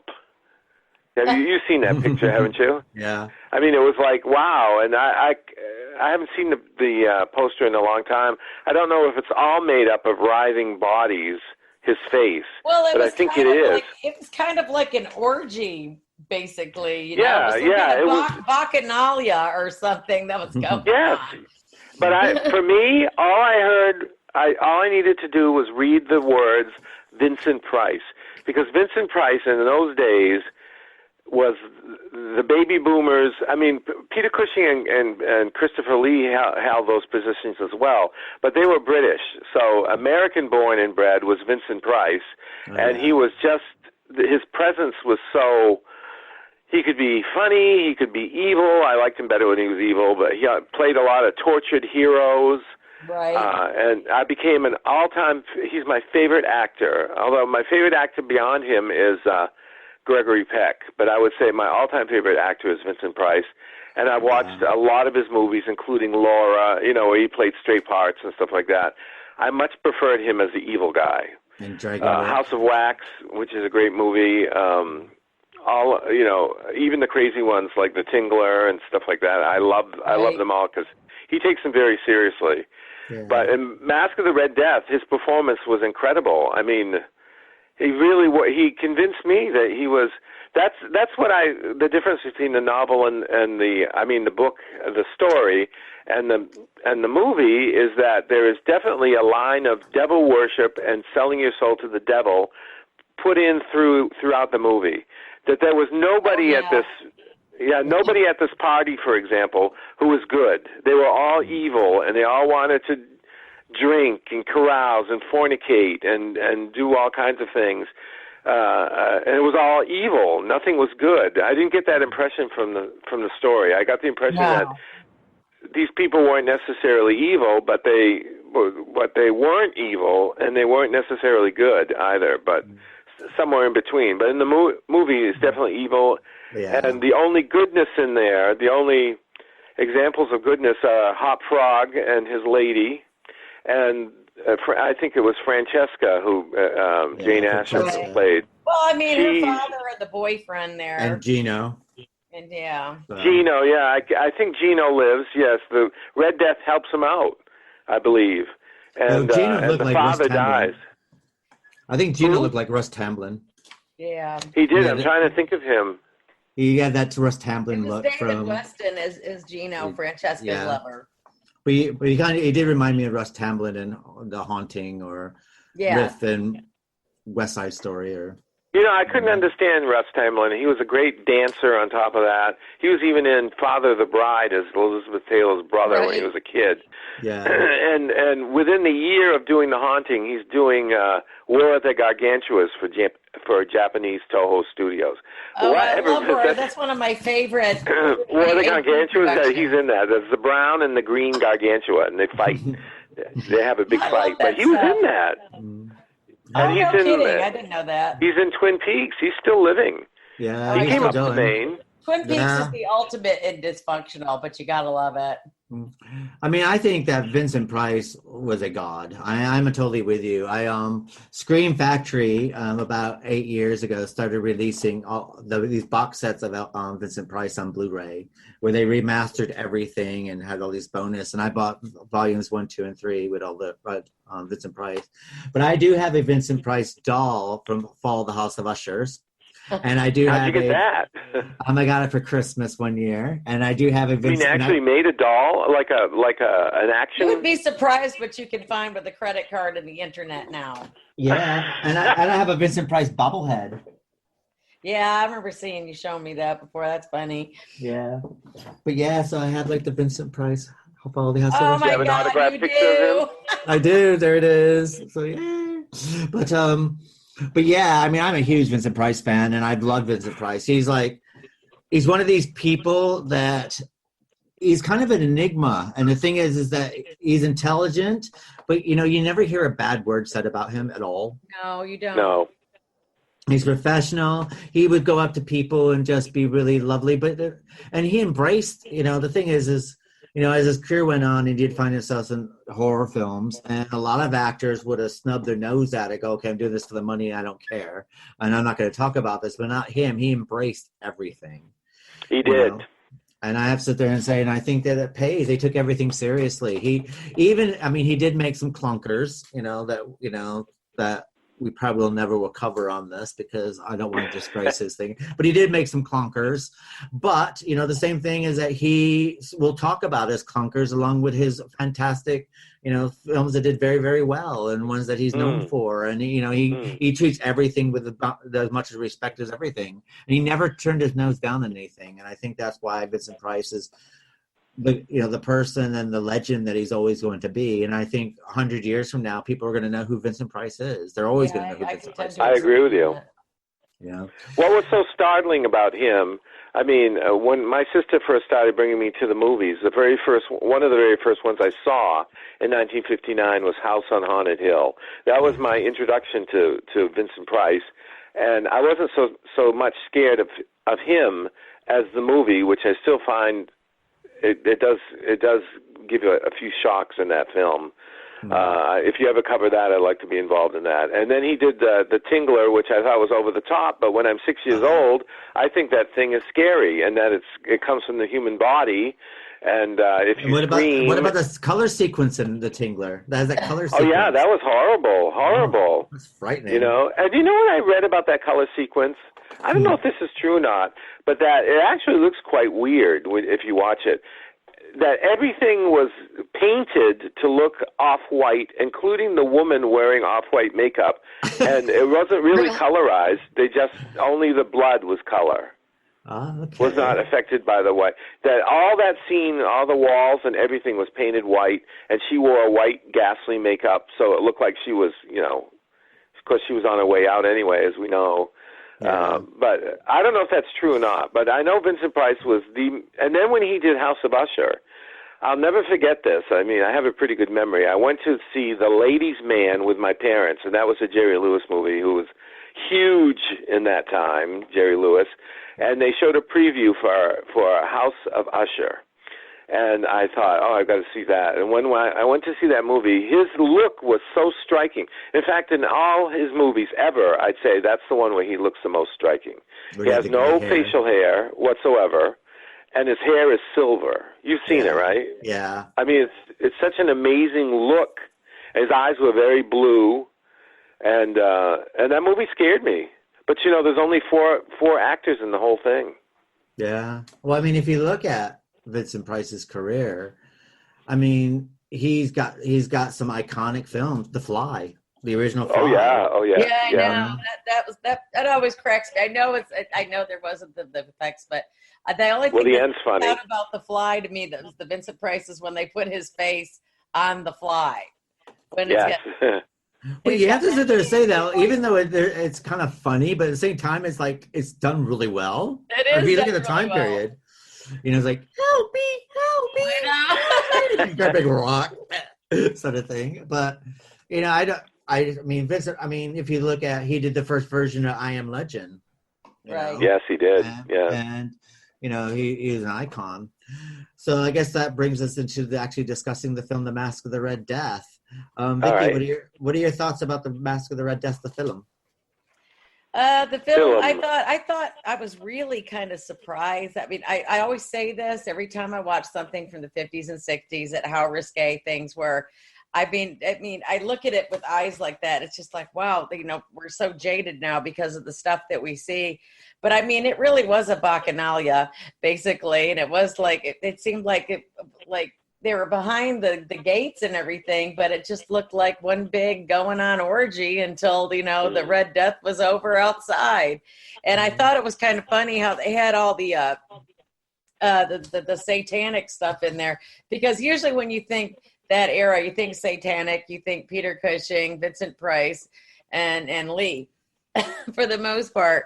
And what I also kind of liked how they put the deaths together at the end, but going fast, rewind back, how they had the red hooded figure shuffling the tarot cards, and he gives the woman the white rose, which turns, from white to red. And so it kind of sits like, okay, well, this isn't going to end well, and we're not even into the movie yet. So, and everybody wants to bang Francesca.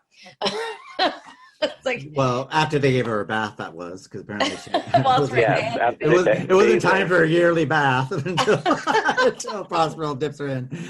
I have to sit there and say that what's quite interesting about this film is that I like the way that it sets the scene. You have to set first you get this striking image of the old woman, and the Red Death figure, or Death, I guess he's supposed to play Death, and he gives her the white rose, and it's like all of a sudden it's like you get to and it's quite beautifully the way it's filmed. It's kind of like and it felt like you're entering a fairy tale here. We're going to start entering this Gothic fairy tale, and then it just.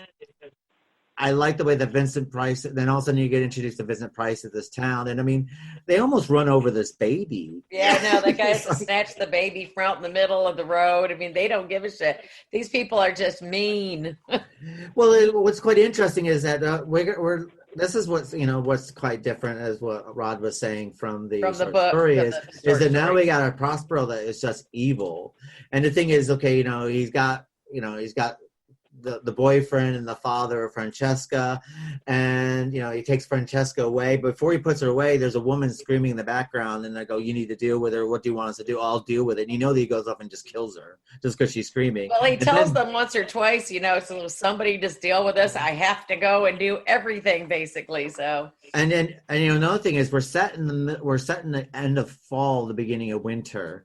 And what does he do? He burns down the village, leaving these people homeless. So these people are going to starve to death. And when they're asked about, what do we do about food? It's like, well, do what the animals do, and forage, and forage, and basically he left his, and he's the king of this village. And this is the way he's treating it. He's just like the dark overlord. And then what I also found quite interesting about the Masque of the Red Death, that there is not a redeeming quality about Prospero in this whatsoever.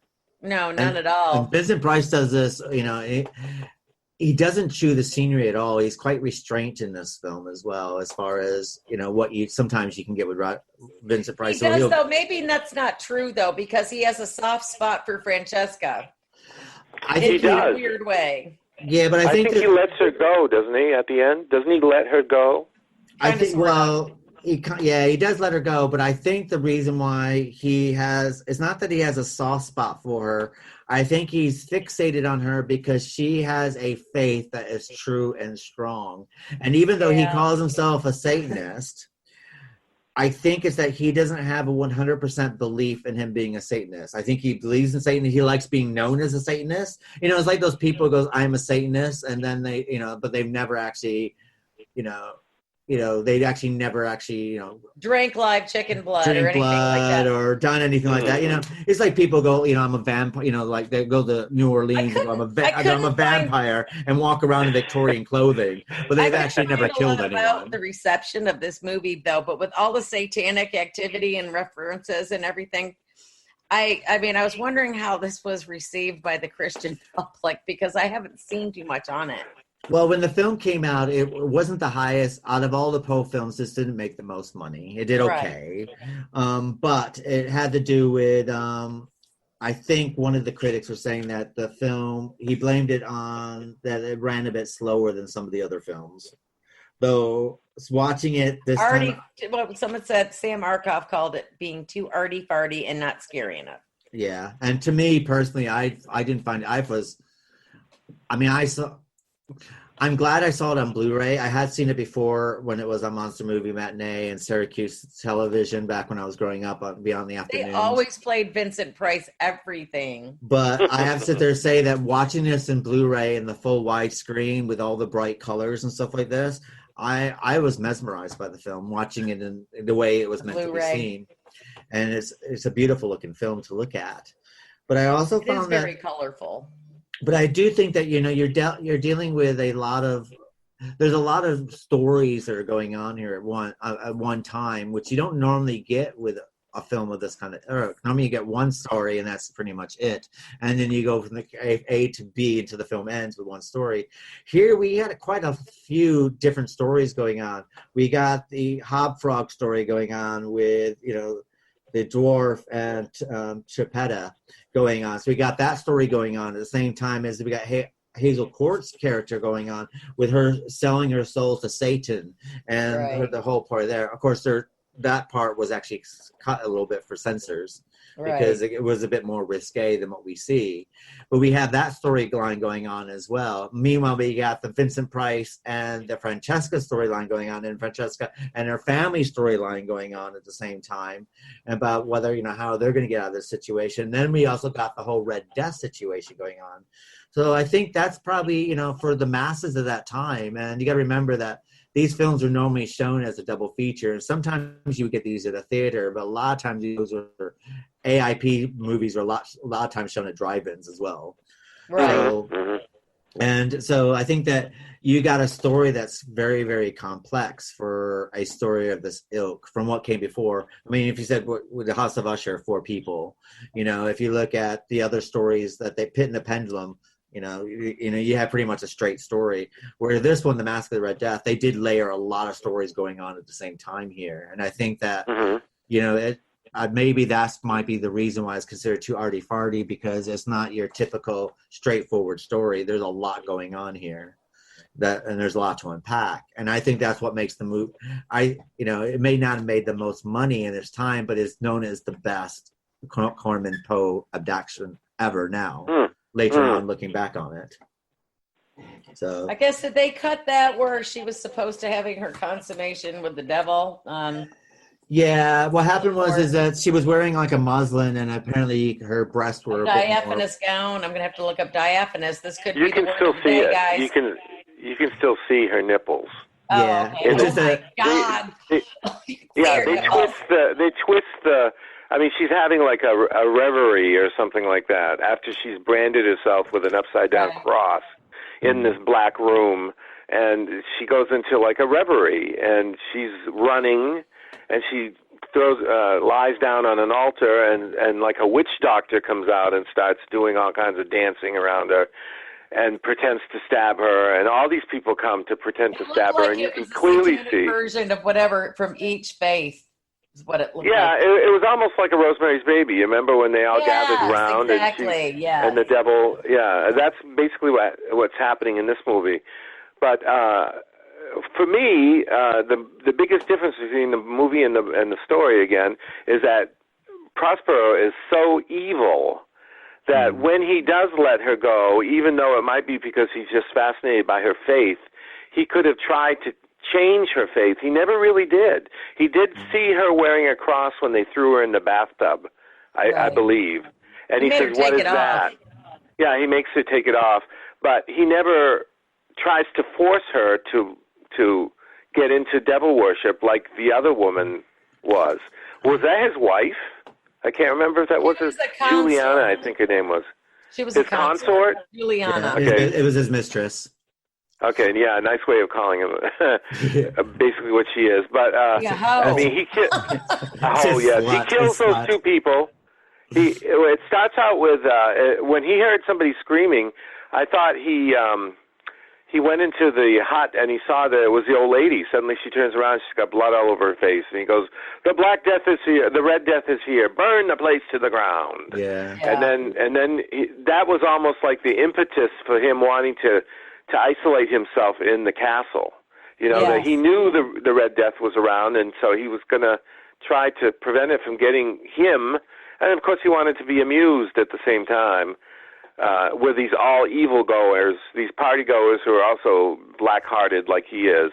And then the hop frog scene is easily inserted into this. Easily. That's what, yeah, very easily, where they have a jester, which they might very well have, and there's a little ballerina, you know, entertaining the people. And I think in the movie, she was dancing and she accidentally kicked over a goblet of wine, and the man goblet. Yeah, and he throws it in her face. And she says in a voice that sounds like Mae West. Yeah. It was like that. She was like a 5-year-old. I mean, she was a real little girl. Yes, and she starts speaking like Mae West. Come on up and see me sometime. It's so weird. It was. The voiceover was like, come on. Well, the reason why they did that is because they tried to find a female dwarf, midget or dwarf, or someone who was well proportioned, a small person who could dance, and they couldn't find one in England. So they went to a ballet class and found her, and they figured. Oh, really? And because they didn't have much time to do this, basically they put everything together within 2 weeks, and they started filming as soon as they arrived. How old was she? Do you have that in your records? She was 8. Oh, she was 8. Oh, that's older than I thought she was. And they used her, and then they figured, well, we can do this, even though this is not ideally what we want, but this is what we have available to us, and we only got this set of time to film, because before normally they had 3 weeks to film. They would do 2 weeks worth of pre-production, 3 hours of filming, 3 weeks of filming, and then they had 2 weeks of editing, and the film went out. Here, they did it. You know, they had 2 weeks, but that part of that 2 weeks of pre-production was traveling to England, and then they had to get everyone together really, really quickly. And then, unfortunately, that this is what they had. They said if they could go back and redo it, they probably could have, but if they were in America, they probably had more choice. But they dealt with what they had to, and I think I think that. It does, outside of her voice is a bit unsettling, because you can tell that it's kind of dubbed, because it doesn't really match the girl's voice. But if they had a different voice for it, I think it probably would have played better, because you got Hobfrog, who is infatuated with this little girl, but you don't really see the infatuation as being ew. And it could have that really ew fact to it. I have a question for you. Was that Kenny Baker? Hopfrog? Hopfrog was Skip Martin. Now, was he in Berserk? I mean, I've seen that actor before. Yes, he was in Berserk. Oh, he was? Okay, with Monica Withers. He kept calling her Withers instead of Rivers. Well, Monica Withers. Because he had a bit of a lisp, didn't he? He had a bit of a lisp. Yeah, he did. He did. Now, I think what's also quite funny about... I'll tell you how not funny, about how horrible Prospero is. Do you remember when the nobleman shows up with his wife and he's begging to be put in? Yeah. And then he goes, and this nobleman said, you can have my wife, who he owes his virtue. His wife is his virtue. Basically, he's already had her. And he's already had her. And then he kills her, and then he just leaves her out there. And he gives her a knife to here, you might as well kill yourself, because you're going to be that, or the Red Death's going to get you. And you're thinking, God, and then Jane Asher's like, playing the whole heroin thing. Yeah, I think that's when he mentioned the devil the first time. Somewhere around there, when they're out on the battlements, he says something about the devil. He whispers it. Mm. And I thought that, and it's quite, there's no sign of goodness in Prospero at all. And they just compound this over and over. And outside of what, he this kind But then again, when you were talking about he lets Francesca go, but does he let her go? Because he thinks he's letting Francesca go. Here, I'm going to let you go now because you can go free. But knowing that once she leaves, that she's going to die the Red Death. Because he doesn't know that there's been a pact made. Oh, that's true. That's true. But He also, doesn't did know. you think it was weird though? She kind of kissed him on the cheek when she leaves, because at first she was totally repulsed by him, but now. But see, I think that she started being. It's kind of like a blessing and a curse sort of thing for the Francesca character. From what I can gather from watching the film this time around, is that she's holier than thou. They cleanse her, so she's kind of being reborn into this virgin-y type of character, even though chances are she's probably had everyone in that village before they bathed her. If we look at the reality of the situation, people didn't save themselves from marriage back when you're poor. You just kind of like were passed around like. But where are her children? More than likely, she had children. That was probably her kid, the one in the roadway. Precisely, the one that her boyfriend was saving. So you don't really, we don't really know nothing beyond that she has a boyfriend and a father. That's pretty much all we know about her. Right. But what I can get from Francesca is that, she's the holier than thou character. She's been kind of reborn here, and she's holding her virtue. But when he lets her boyfriend go, she gives herself over to Prospero. And once she does that, did you notice that all of a sudden her style, her dress has changed and her demeanor changed? She's no longer... She's kind of like embracing this new life that she's going to be part of. And as you notice, is like now, before she she goes through the rooms, she goes through all the different colored rooms, and she enters the black room, and then she sees, Prospero, open his eyes, and she screams. But by the end of the movie, she's willing to go into the black room. She's willing to embrace this new life of hers. I never even noticed that. And that's when he lets her go. Once that she's going to embrace this life that she could have. That's right. It's like, I'm going to give you all the riches, all the jewels and everything like this. And she, she's a common person. She's not well educated. She's got her religion and that's pretty much it. But she doesn't know the ways of the world, which she says over and over again that she doesn't know the ways of the world, that I'm uneducated. I don't know these things. And then when he, if you think about it, he's done, maybe it wasn't a sign of love that he let her go. She might think it was a sign of love that he let her go, but, he's pushing her out into the world of, you're going back to being poor. You're not going to have this warmth. You're going out to the cold. You're not going to be fed. Your town is gone. Your father's dead. And for all we know, your boyfriend's dead. So nice knowing you, bitch. Off you go. And he sends her back out. So, maybe it is not a sign of kindness. This is maybe part of his cruelty. It's the kind of person that someone who's starving, and then basically you're just eating food in front of them the whole time. And you might throw them like a crust of stale bread, but that doesn't mean that you're showing kindness to them. That means you're making their mouth water for more. You're right. She did become a cake decorator. Yeah, I know. They used to make jokes about it over here. She has aged really well, though. She's still quite attractive. Mm-hmm. And I think that's probably, and that's part of Prospero, that Prospero doesn't really redeem himself at all. And the only time that Prospero, his best friend, even though, he has his best friend who ends up dressing up as a orangutan to Hopfrog kills, he's cruel to his good friend. This is his good friend, and he's cruel to him. He's mean to them. You can have her, but you're not going to. He does this to everyone. Offers them something and pulls away, and then then when you see how he treats his guests, he's like, "No, I want to be a worm." And I know. They'll do anything for him. It's just like have some dignity, man. And then the unattractive, she's the one that screams. She's kind of like the unattractive, whatever. And he makes her do stupid shit. And it's just like, man. But think about it. What happens if you don't? What happens to you if you don't play along with this game? Probably going to get You're kicked out. You're kicked out into the.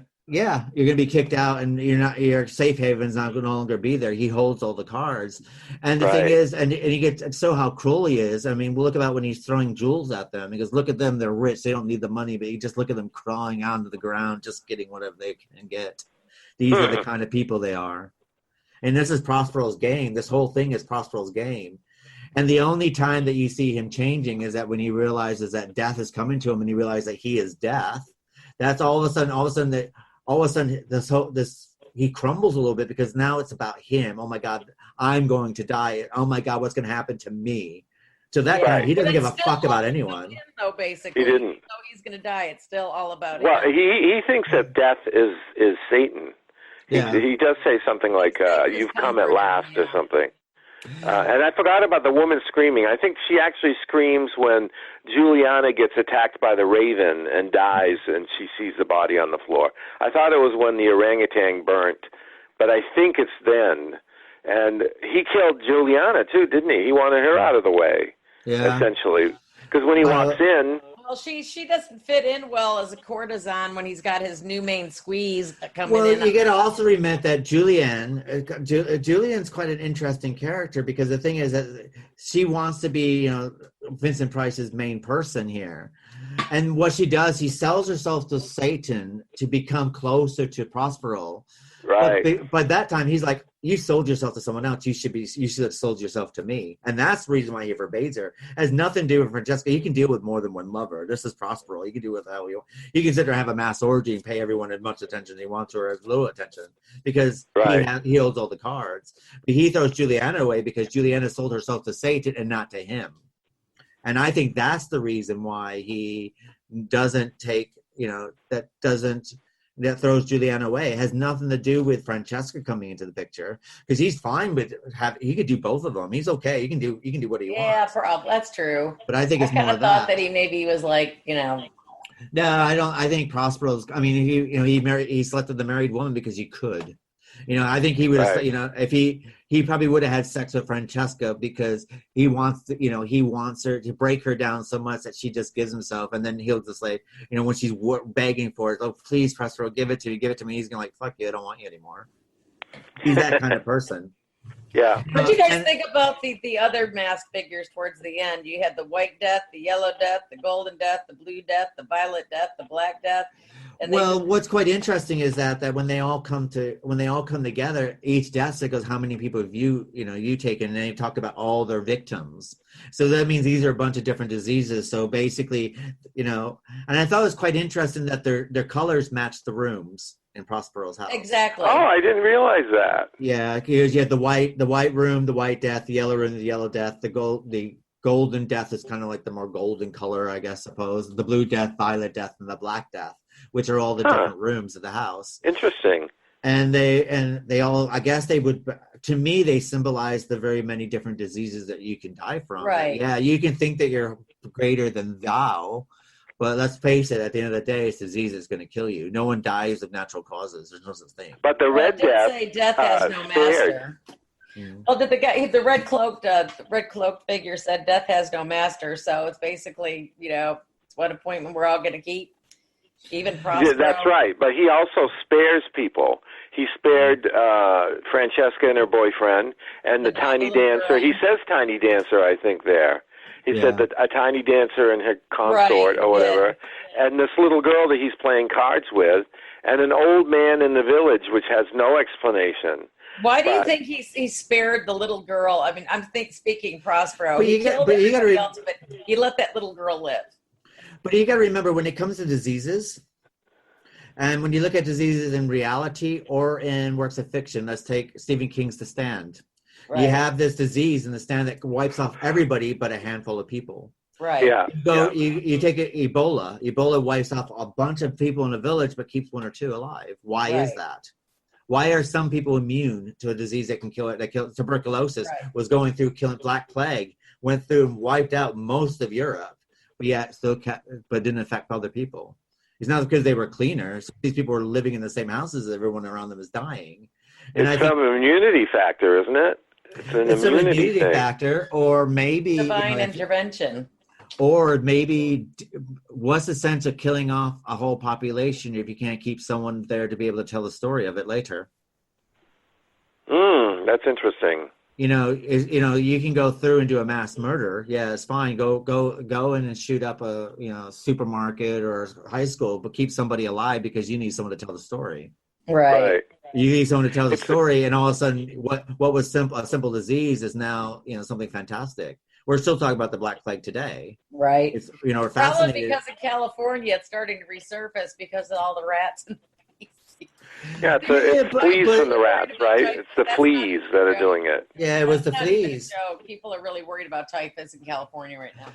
But I mean, but what's the one thing that man can't fight? And to be honest, it's probably what's causing climate problems at the moment, is because man has been able to fight a bunch of diseases, and we should have, there's some of the things that we should be dying out regularly to help balance out world order as far as Mother Nature is concerned. And though we keep fighting it over and over and over, Mother Nature is still trying to wipe us out. Why are things like MRSA available now? Right. Because people are becoming too immune to things. So MRSA is born. The common cold changes, or the flu changes its strains every single year. It becomes stronger and stronger and stronger. And at the point, we're winning the war. We're able to fight these things. But there will come a time that man's not going to be able to fight this. Right. And there might be, if it keeps getting stronger and stronger and our immune systems are getting stronger and stronger, Mother Nature is finding a way to swipe it out. And Mother Nature has a way of doing this. If you let's take rabbits. Take rabbits in a square mile. Now, rabbits are fine in a square mile, but then what happens when there's too many rabbits in the square mile? Mother Nature gives them disease, and most of them start dying out, and almost 2/3 die out, and it keeps 1/3 of them alive. And then it starts over again, and they're fine, and they're bouncing around in a square mile. People don't realize, though, geographically, though, we've only not industrialized, but have what's the word I want to use? Have taken control of 5% of the planet. There is still a lot of room on this planet. A lot of people don't realize it. Just drive to the other end of it. Drive to El Paso from here. It takes 12 hours. Yeah, but the problem basically is it's not land mass against population. What happens is population against resources. Right. That's the problem. Well, the planet always has a way to she will outlive us no matter what. Mother Nature is finding a way to balance that out. That's the reason why the flu strands get stronger and stronger. And one day we're not going to be able to fight that. One day, no. That's probably what it's going to be too, is the flu. And if you look at children born today, because things are more antibacterial and stuff like this, they are, Mother Nature has got a way of fighting this. There's more kids with asthma. There's more kids with different problems nowadays. And now, that's the way things balance out. And that's what's quite interesting about death in this movie, is that, is what you said before, death has no master. And I found, what else I found quite interesting is what death says in here, is that each man creates his own God for himself, his own heaven, his own hell. And, and that's pretty much the way that we live our lives. Exactly. We created our own, we created our own God. This is who we're going to pray to. And whether he's, our own heaven, our own hell, but what if there is none of that stuff beyond here? Maybe this is it. That's true. But we don't. But then again, that goes back to what, Francesca, who has faith and who does not. Yeah. So I mean, there's a lot of arguments this movie could probably bring up, theologically. Well, another interesting thing is that what does almost everyone have in common is that everyone's afraid to die. It doesn't matter what your faith is or what your belief system is or what you are. Everyone Nobody has that. wants to die. I don't know anybody that wants to die. And I thought that was fantastic when Death says that to Prosperos, goes, why should you be afraid to die? Your soul has been dead for a long time, and then strikes him down. Right. And if you look at people who do fight death to the core, they're not people who are happy with themselves. They're people who are unhappy with themselves, and they're the ones that are fighting to stay alive. Look at Howard Hughes. He had all the money in the world. Right. And he was so afraid of death that he locked himself away. He became such a germaphobe. And he couldn't enjoy his life. But to be honest, no matter how much he fought it, he still died. Right. Yeah, he still died. Yes, they died. Death is normal. Yeah, it's what my grandmother says. There's only two things that keeps us all attached in this world. We're all born, and we're all gonna die. It's the stuff that you do in between that's different. It's what you do in between. Still kind of scary though. I wanted to mention this about the movies, the movie and the movies of the Poe films. It's so amazing. What was the target audience of something like Masque of the Red Death? I think the problem with Masque of the Red Death, I don't think it was. I think that's probably the reason why it didn't make that much money, because I think it was for a more of a mature audience as far as. I would think so, sexually speaking, for one. But also, I think it's because there's a lot of in-depth stories going on here. You know, you got the selling of your soul that's going on here with the Julianne character. You got the Francesca character. I think it. Julianne is selling her soul. Francesca's trying to keep her soul. Prospero has no soul. But even the stuff that Death says, I mean, I have to say some of the best lines in this are said by Death, and they're quite profound and quite deep. And I don't know. After I watched it, I was kind of like, oh, I've seen this movie when I was a kid. It was fine. It wasn't one of my favorites when I was a kid. What one made the most money? You mentioned the money makers. Which one made the most? Usher, House of Usher, I think, and Pit and the Pendulum. The first one. The first Poe one. House of Wax, I think, did pretty good. I don't think that's a Poe. Is that Poe? What one? Oh, House of Wax? Yeah. Well, that's unique for the 3D. But House of Usher, I wonder what the budgets were for these films. Did they even have $1 million budget? 100,000. That's it. Oh my God! Well, that's a lot of money for back then. No, it wasn't actually, because if you look at other films that were remade, other films being made at that time were 900 to $1 million. Well, I mean, no, I'm talking about if you look at other like William Castle films, like Homicidal, that was being made at the same time and stuff like this. They were being made for like 500,000. Okay. But Roger Corman is known for making cheap films.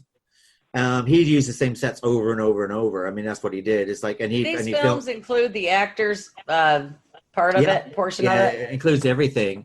And the only reason why the Poe films cost the most, and we're talking about 100,000 was the most that Roger Corman ever spent making a film, is because he wanted these done in color, and he had to fight to get these done in color because everything before that was black and white. Right. And it was also done in CinemaScope. The first one, House of Usher, was in CinemaScope as well. Yeah. And they had a name actor, which was him. Yeah, Mark Damon, I think, was also well known, but.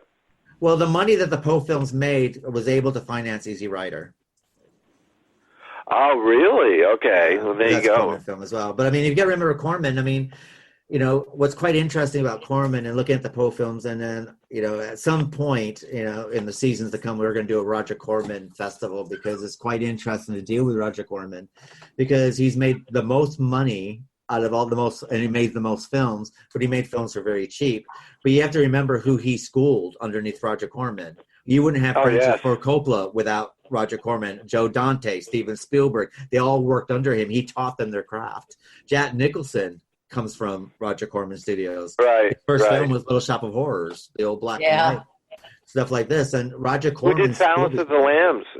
Jonathan Demme, wasn't he also under Corman?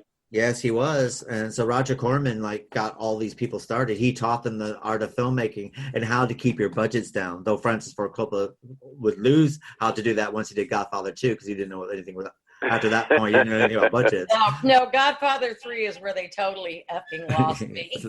Lost the budgets. How could you be so sacrilegious? I just don't even get me going on what's her face Coppola. But what I can sit there and say about him, I mean, if you look at other films, let's take some of the other films that are coming out around this time, and that they were a lot more budget. Let's sit there and say some of the, Madam X that was out at this time, or Imitation of Life that was out by, the David, Sirk films and stuff like those that were coming out. Douglas Sirk films that are coming out around this time. These are films that were spent millions on, and they still didn't. And you don't know where this money was spent, but you look at a Roger Corman film and you can see where the money's spent. He got the most out of his budgets, and that's why I have to say I love the Poe Roger Corman films, because for £100,000, I'm like, God forbid, everything's there on the screen. You know what I mean? And I think he did a fantastic job with all of them, really. I totally agree with you. Was it Corman's idea to make Vincent Price a Satanist in this movie, or Prosperos? It might have been Beaumont. Beaumont, okay, yeah, it is Beaumont, okay. Yeah, what happened was that Beaumont came on board, and he did the original screenplay, and the thing was, is this is the first time that Corman was actually kind of working with Beaumont. Before the other ones before this were Richard Matheson, and with Richard Matheson we did Hell House with Richard Matheson. That's one of his, and of course we're doing the Twilight Zones. Richard Matheson wrote a lot of those. Incredible Shrinking Man. Yeah, but what Richard Matheson was quite good with Roger Corman was saying is that he would get the scripts for the other Poe films up until this point, and no work had to be done on them whatsoever. With Beaumont's one, all he got was the Masque of the Red Death, and they had to fill this out. So then R. Wright Campbell brought in Hot Frog and meandered that into the storyline to make a fuller, more fledged movie. But the Beaumont is the one who did the devil worship and the Satan worship because he wanted have the fear factor in it. Not for the fear factor, but it's mainly to give Vincent Price's character. He wanted him evil from day one and keep him evil. And the best way to keep someone evil and black at heart is to make him a Satanist without going into like a whole backstory about how Prospero became this person. So once you know he's a Satanist, you know Prospero's bad. And that's all you need to know about him. You don't need to know about what made him bad. You just know he's bad because he's a Satanist. Right. And that there's no, he can't reclaim anything. No reclamation comes from that. Once you're a Satanist until you die and go join Satan. I mean, another thing that's quite interesting about The Masque of the Red Death as a film is also that you don't have any, outside of Francesca, which you have a slight backstory. You don't have a backstory on any of these people, but you're totally engrossed in them. You're totally invested in them, which is quite bizarre. You've got to be into the characters. Sometimes you just don't care about certain characters. That makes the movie shitty for you. But if you're vested in the characters, then it holds your attention and keeps you captivated. So you really like the movie. Well, I mean, I always liked the movie, and to be honest, I never, I just got really into the characters, stuff like this. Up until I read Hot Frog, I didn't know anything about the story of the two dwarfs. Now, now having, I read the short stories before I watch the films, or I read the book before I watch the films now. That's the way I go around about it. And now it's like when I watched it's like I've looked at the whole story as like a totally different thing because I read the short story beforehand. It's like, oh, okay. Well, it does shed some light on it. Yeah. It is worth the read. But if you watch the film without that background, it's like you're just like, okay, it's a midget. You don't have that you don't have that backstory that they've been taken out their homelands and given as gifts because this is what you do to people. Here, look what I found. I was killing all the people in this town. I found you a dwarf. Happy birthday. So pretty much it, so. What do you think of the? Which is not in the short story, the stylized method that the people were infected with the Red Death. Well, they do a dance of death.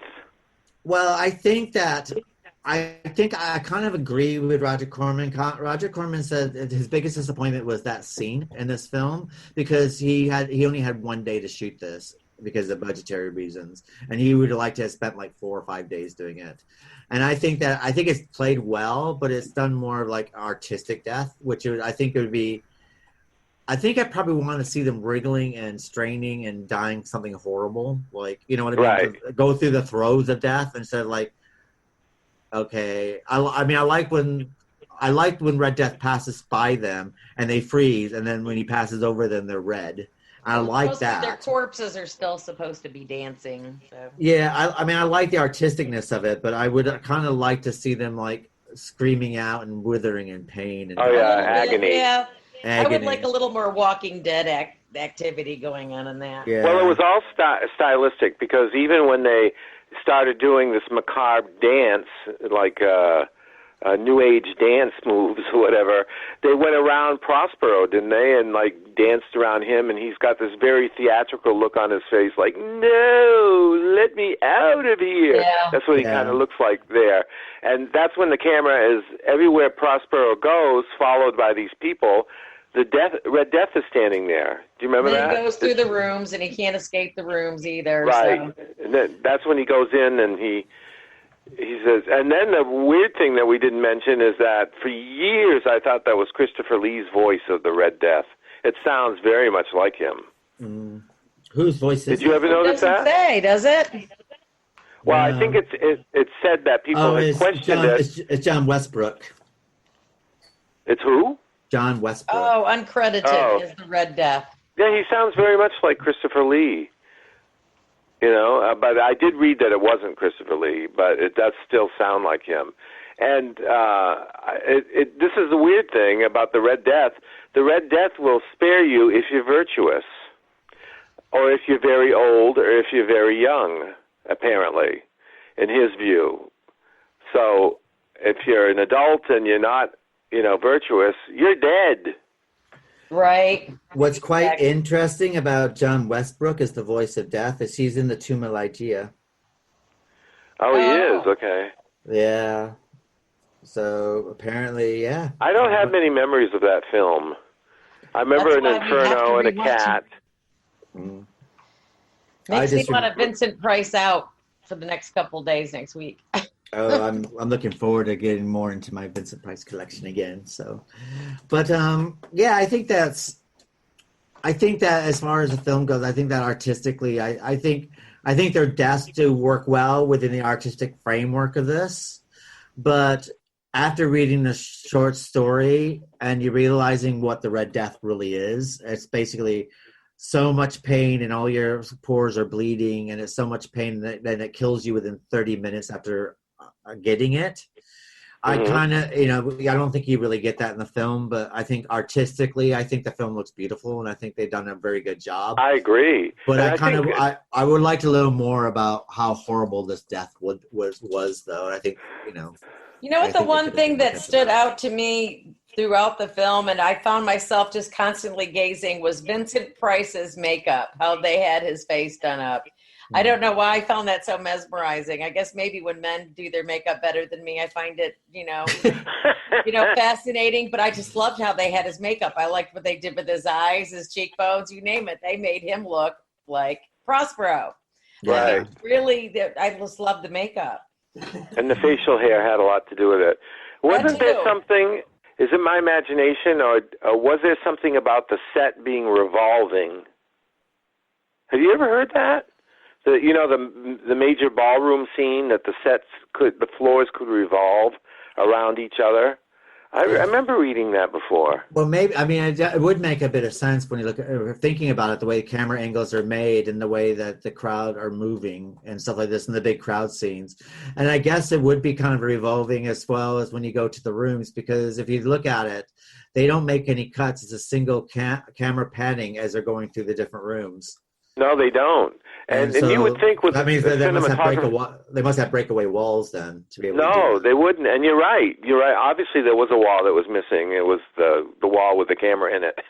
Yeah. But you're right. Having a cinematographer like Nicholas Roeg, you're not just going to have him there for name value. I mean, he's going to contribute something important to because anybody who's a cinematographer can film that scene. He had to bring something special to it. And I did read that. Yeah. Go ahead. Like I said, it does make sense, because if you look at the one scene where Francesca's going from room to room and you see Vincent Price, and it's all done in one long shot. And the thing is, the camera, they're walking towards the camera, but the thing is that the camera's pulling back. But you know that they're going through doorways. So that means when the camera's going through, someone's closing the walls as they're going through them to make sure that you That's right. Otherwise, you wouldn't have that effect. You just have like these open gaping spaces and stuff. So that's right. So I think that. it's not my favorite Poe film. I actually think that my favorite Poe film was Premature Burial. It doesn't even have Vincent Price in it, but it does have Hazel Court in it. And I really like doing that. A Premature Burial later on in the year. There you go. Wow, that's wonderful. You know what gets me about these movies, and Hammer films too, because they did a lot of period films, is these things were sumptuously mounted. And they would show like the inside of a mansion, like House of Usher, for example, and the camera would just pan through these gigantic rooms. And I was thinking, I never saw, I was raised on AIP films where it was about an alien out in the desert controlling everybody, and they made a cow go on the rampage. I mean, that's the kind of thing that I saw in black and white. And now you see this sumptuous, well-staged production. I mean, they were really taking a big chance, but they gave Hammer a run for its money, because Hammer did things like that all the time. I started becoming fascinated fascinated by the wall bric-a-brac and how come these pictures are hung with such precision and everything is so even. And they were a cheap outfit too, and their audience were teenagers, the matinee kids, and how they were able. I mean, it shows a certain artistry at work. It's not just merely programming, getting this in and out, like Jesse James versus Dracula. Have you ever seen that? That was pretty horrible. God, yes. Yeah. Oh my God, that was. I mean, as far as B movies goes, that is one of the top of the heap. That's like D. It's not even in B category. It's like around the time of Plan 9. I remember I read so much about Plan 9 from Outer Space, and when I finally saw it, I expected this laugh riot. It was just so awful. It was just awful. Like Blood Feast, that's another one. That was just awful to watch. Exactly. The gore effects were good, but the acting was horrible. Laughable, actually, but they didn't do it for laughs. They did it for horror. So that wasn't present in Masque of the Red Death. No, they took it all very seriously, and I liked it. They gave good performances, So, Vicky, what are your final thoughts of Masque of the Red Death, the film? And I liked Vincent Price's makeup. I just love Vincent Price. I mean, yeah, he's been in some crap movies and stuff like most actors, but pretty much anything that he's in, especially if you're like us who actually follow this stuff and like to watch this stuff, it's one you have to see. And actually, I don't know how many people still out there like to read. I know there's some of us out there that still do, but read the stories. Maybe if they're really like totally quick reads, it gives you a totally different take on the movie. And like I said, that doesn't take you long to read it. But I just love it because it's the old stuff, and it doesn't have the major special effects like we got now, but it's just a really cool movie. And what about yourself, Rod? What are your final thoughts of Masque of the Red Death? Well, I love the film, and it's the kind of film that I will revisit every now and again. Or if it happens to be on TV, which is a strange thing, I might have a DVD in my room with all the bells and whistles on it, but I'll watch this thing on Turner Classic Movies instead. That's so strange. And you're lazy, and you don't want to get up and go get the DVD, and you're just going to chill with all the the commercials too. Yeah, with the commercials. I mean, I DVR it so I can fast forward the commercials, but nonetheless, I will do that instead of watching the deluxe widescreen DVD I have in my bedroom. So it's always been a favorite of mine. All those Poe films, once Corman left, I didn't like them as much. Even though the Witchfinder General, which is not, they tried in America to tie that into Poe, they really couldn't. All it made me think was, did they really burn witches in America after watching that movie? No, they didn't. They used to hang them, and they used to drown them, and they would do everything else with them. Yeah, did they burn them in England, or is that just... Yeah, no, the Witchfinder General is actually a true story about Matthew Hopkins. That's what really happened. They really did burn people? Yeah. All you had to do is go, she looks like a witch, let's burn her. Because Matthew Hopkins... Horrible! Well, Matthew Hopkins... New England, there was very... I don't know. No, in New England, they just hung them. I mean, it sounds terrible. They just hung them. But it's in England. It was in England and in Europe. There was money involved. Matthew Hopkins was making money out of doing it. So. Well, on top of that, at the time, the United States was under British rule, so it was the British people who were doing it, because everybody over here spoke with British accents. That's what I find so interesting.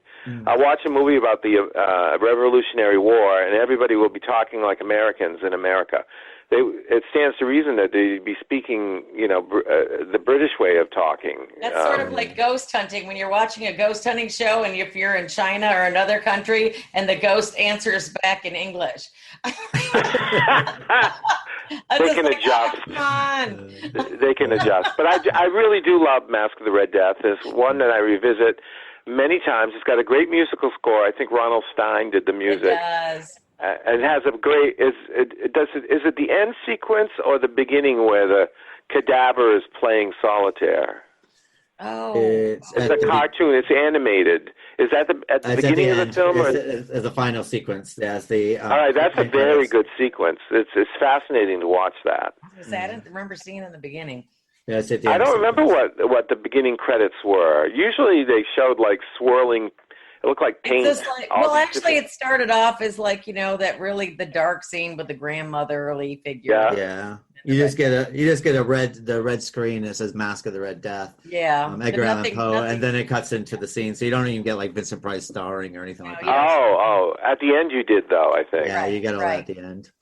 So, and as far as me, I think Masque of the Red Death is a brilliant film. I think it was a brilliant short story. Hob Frog was another excellent story that I'm glad I turned on to, and Masque of the Red Death. I'm a huge Vincent Price fan. I don't know how you can't be. I love him. I collect all his films, down from like simple films like The Bat and things like that.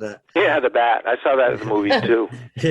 And I collect everything. I try, every time there's a Blu-ray with Vincent Price, I do collect it because I just can watch him over and over. But Masque of the Red Death, I love the artistry of it. I love the beauty of it. I love the way it looks. Is it my favorite? No, my favorite has to be Tomb of Lygia, but we'll get to that later on. But I love Masque of Red Death. I think it's an excellent film. I enjoyed it. Like I said, I would read the stories. Especially if you're like me, Keith. Especially Keith. He's much older than me. But reading a story, what a concept, people. Come on, campers. Remember reading. So that brings us to the end of the Literary License Podcast, Season 3, month of It Might Be Catching. So you can always find us on our social media, which is available on Facebook, Twitter, Tumblr, and Instagram. And you can also follow us on our webpage, which is www.llpodcast.com. And you can also find us on our new forum that will be up and running on our podcast. And make sure you subscribe to our newsletter, which comes out once a month. And I want to thank all our 250 subscribers to our newsletter. From? I don't know.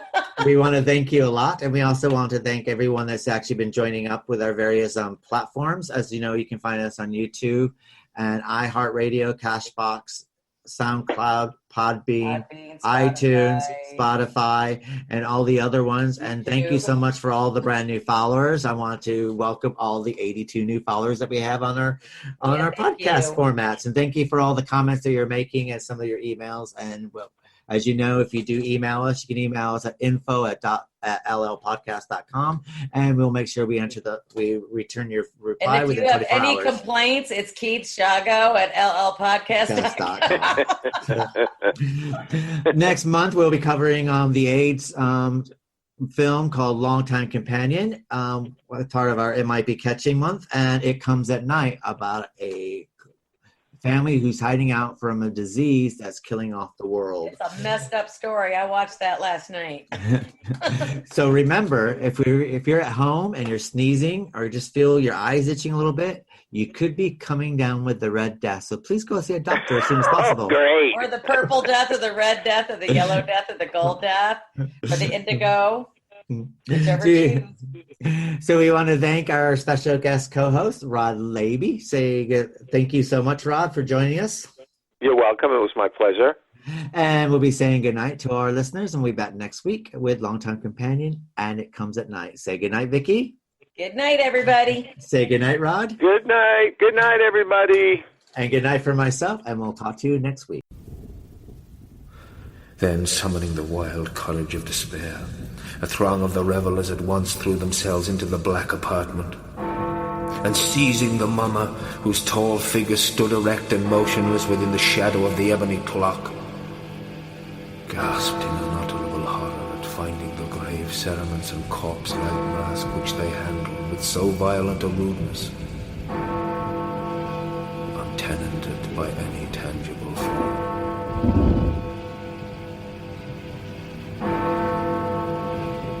And now was acknowledged the presence of the Red Death. He had come like a thief in the night, and one by one dropped the revelers in the blood-bedewed halls of their revel, and died each in the despairing posture of his fall. And the life of the ebony clock went out with that of the last of the gay, and the flames of the tripods expired, and darkness and decay, and the Red Death held illimitable dominion over all. We don't admit it, but we've never seen eye to eye. My hobby's moaning and yours is making money.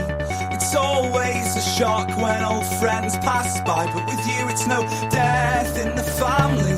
Let's not talk about hate when there's hell to pay for my cowardice and your bad timing.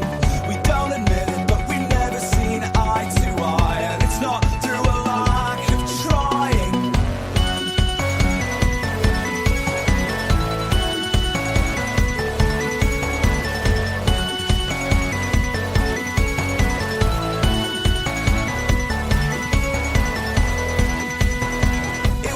Perfect disease we had, something to argue and scream about. Who do I see about contracting it back and locking it somewhere it can't get rid of? It was the perfect disease we had, and it has some size of painful fact. We all need someone to drive us mad.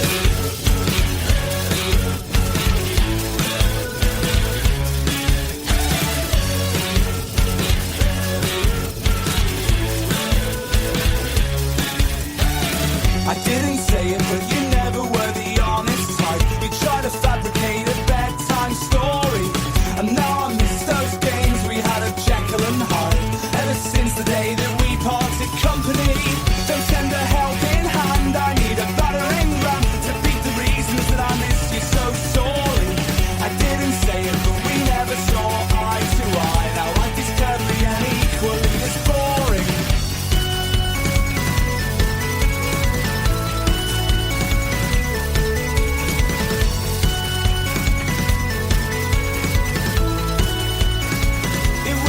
Perfect disease we had, something to argue and scream about. Who do I see about contracting it back and locking it somewhere it can't get rid of? It was the perfect disease we had, and in its absence starts a painful fact. We all need someone to drive us mad.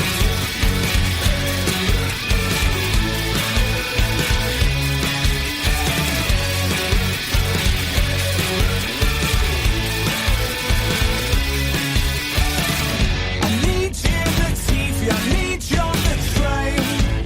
I need you every single which way. I need you in the mirrors. I need you in my bed. I need you to wreck my head. I need you in the TV. I need you on the train. I need you just to stand in my way. I need you in the mirrors. I need you in my bed.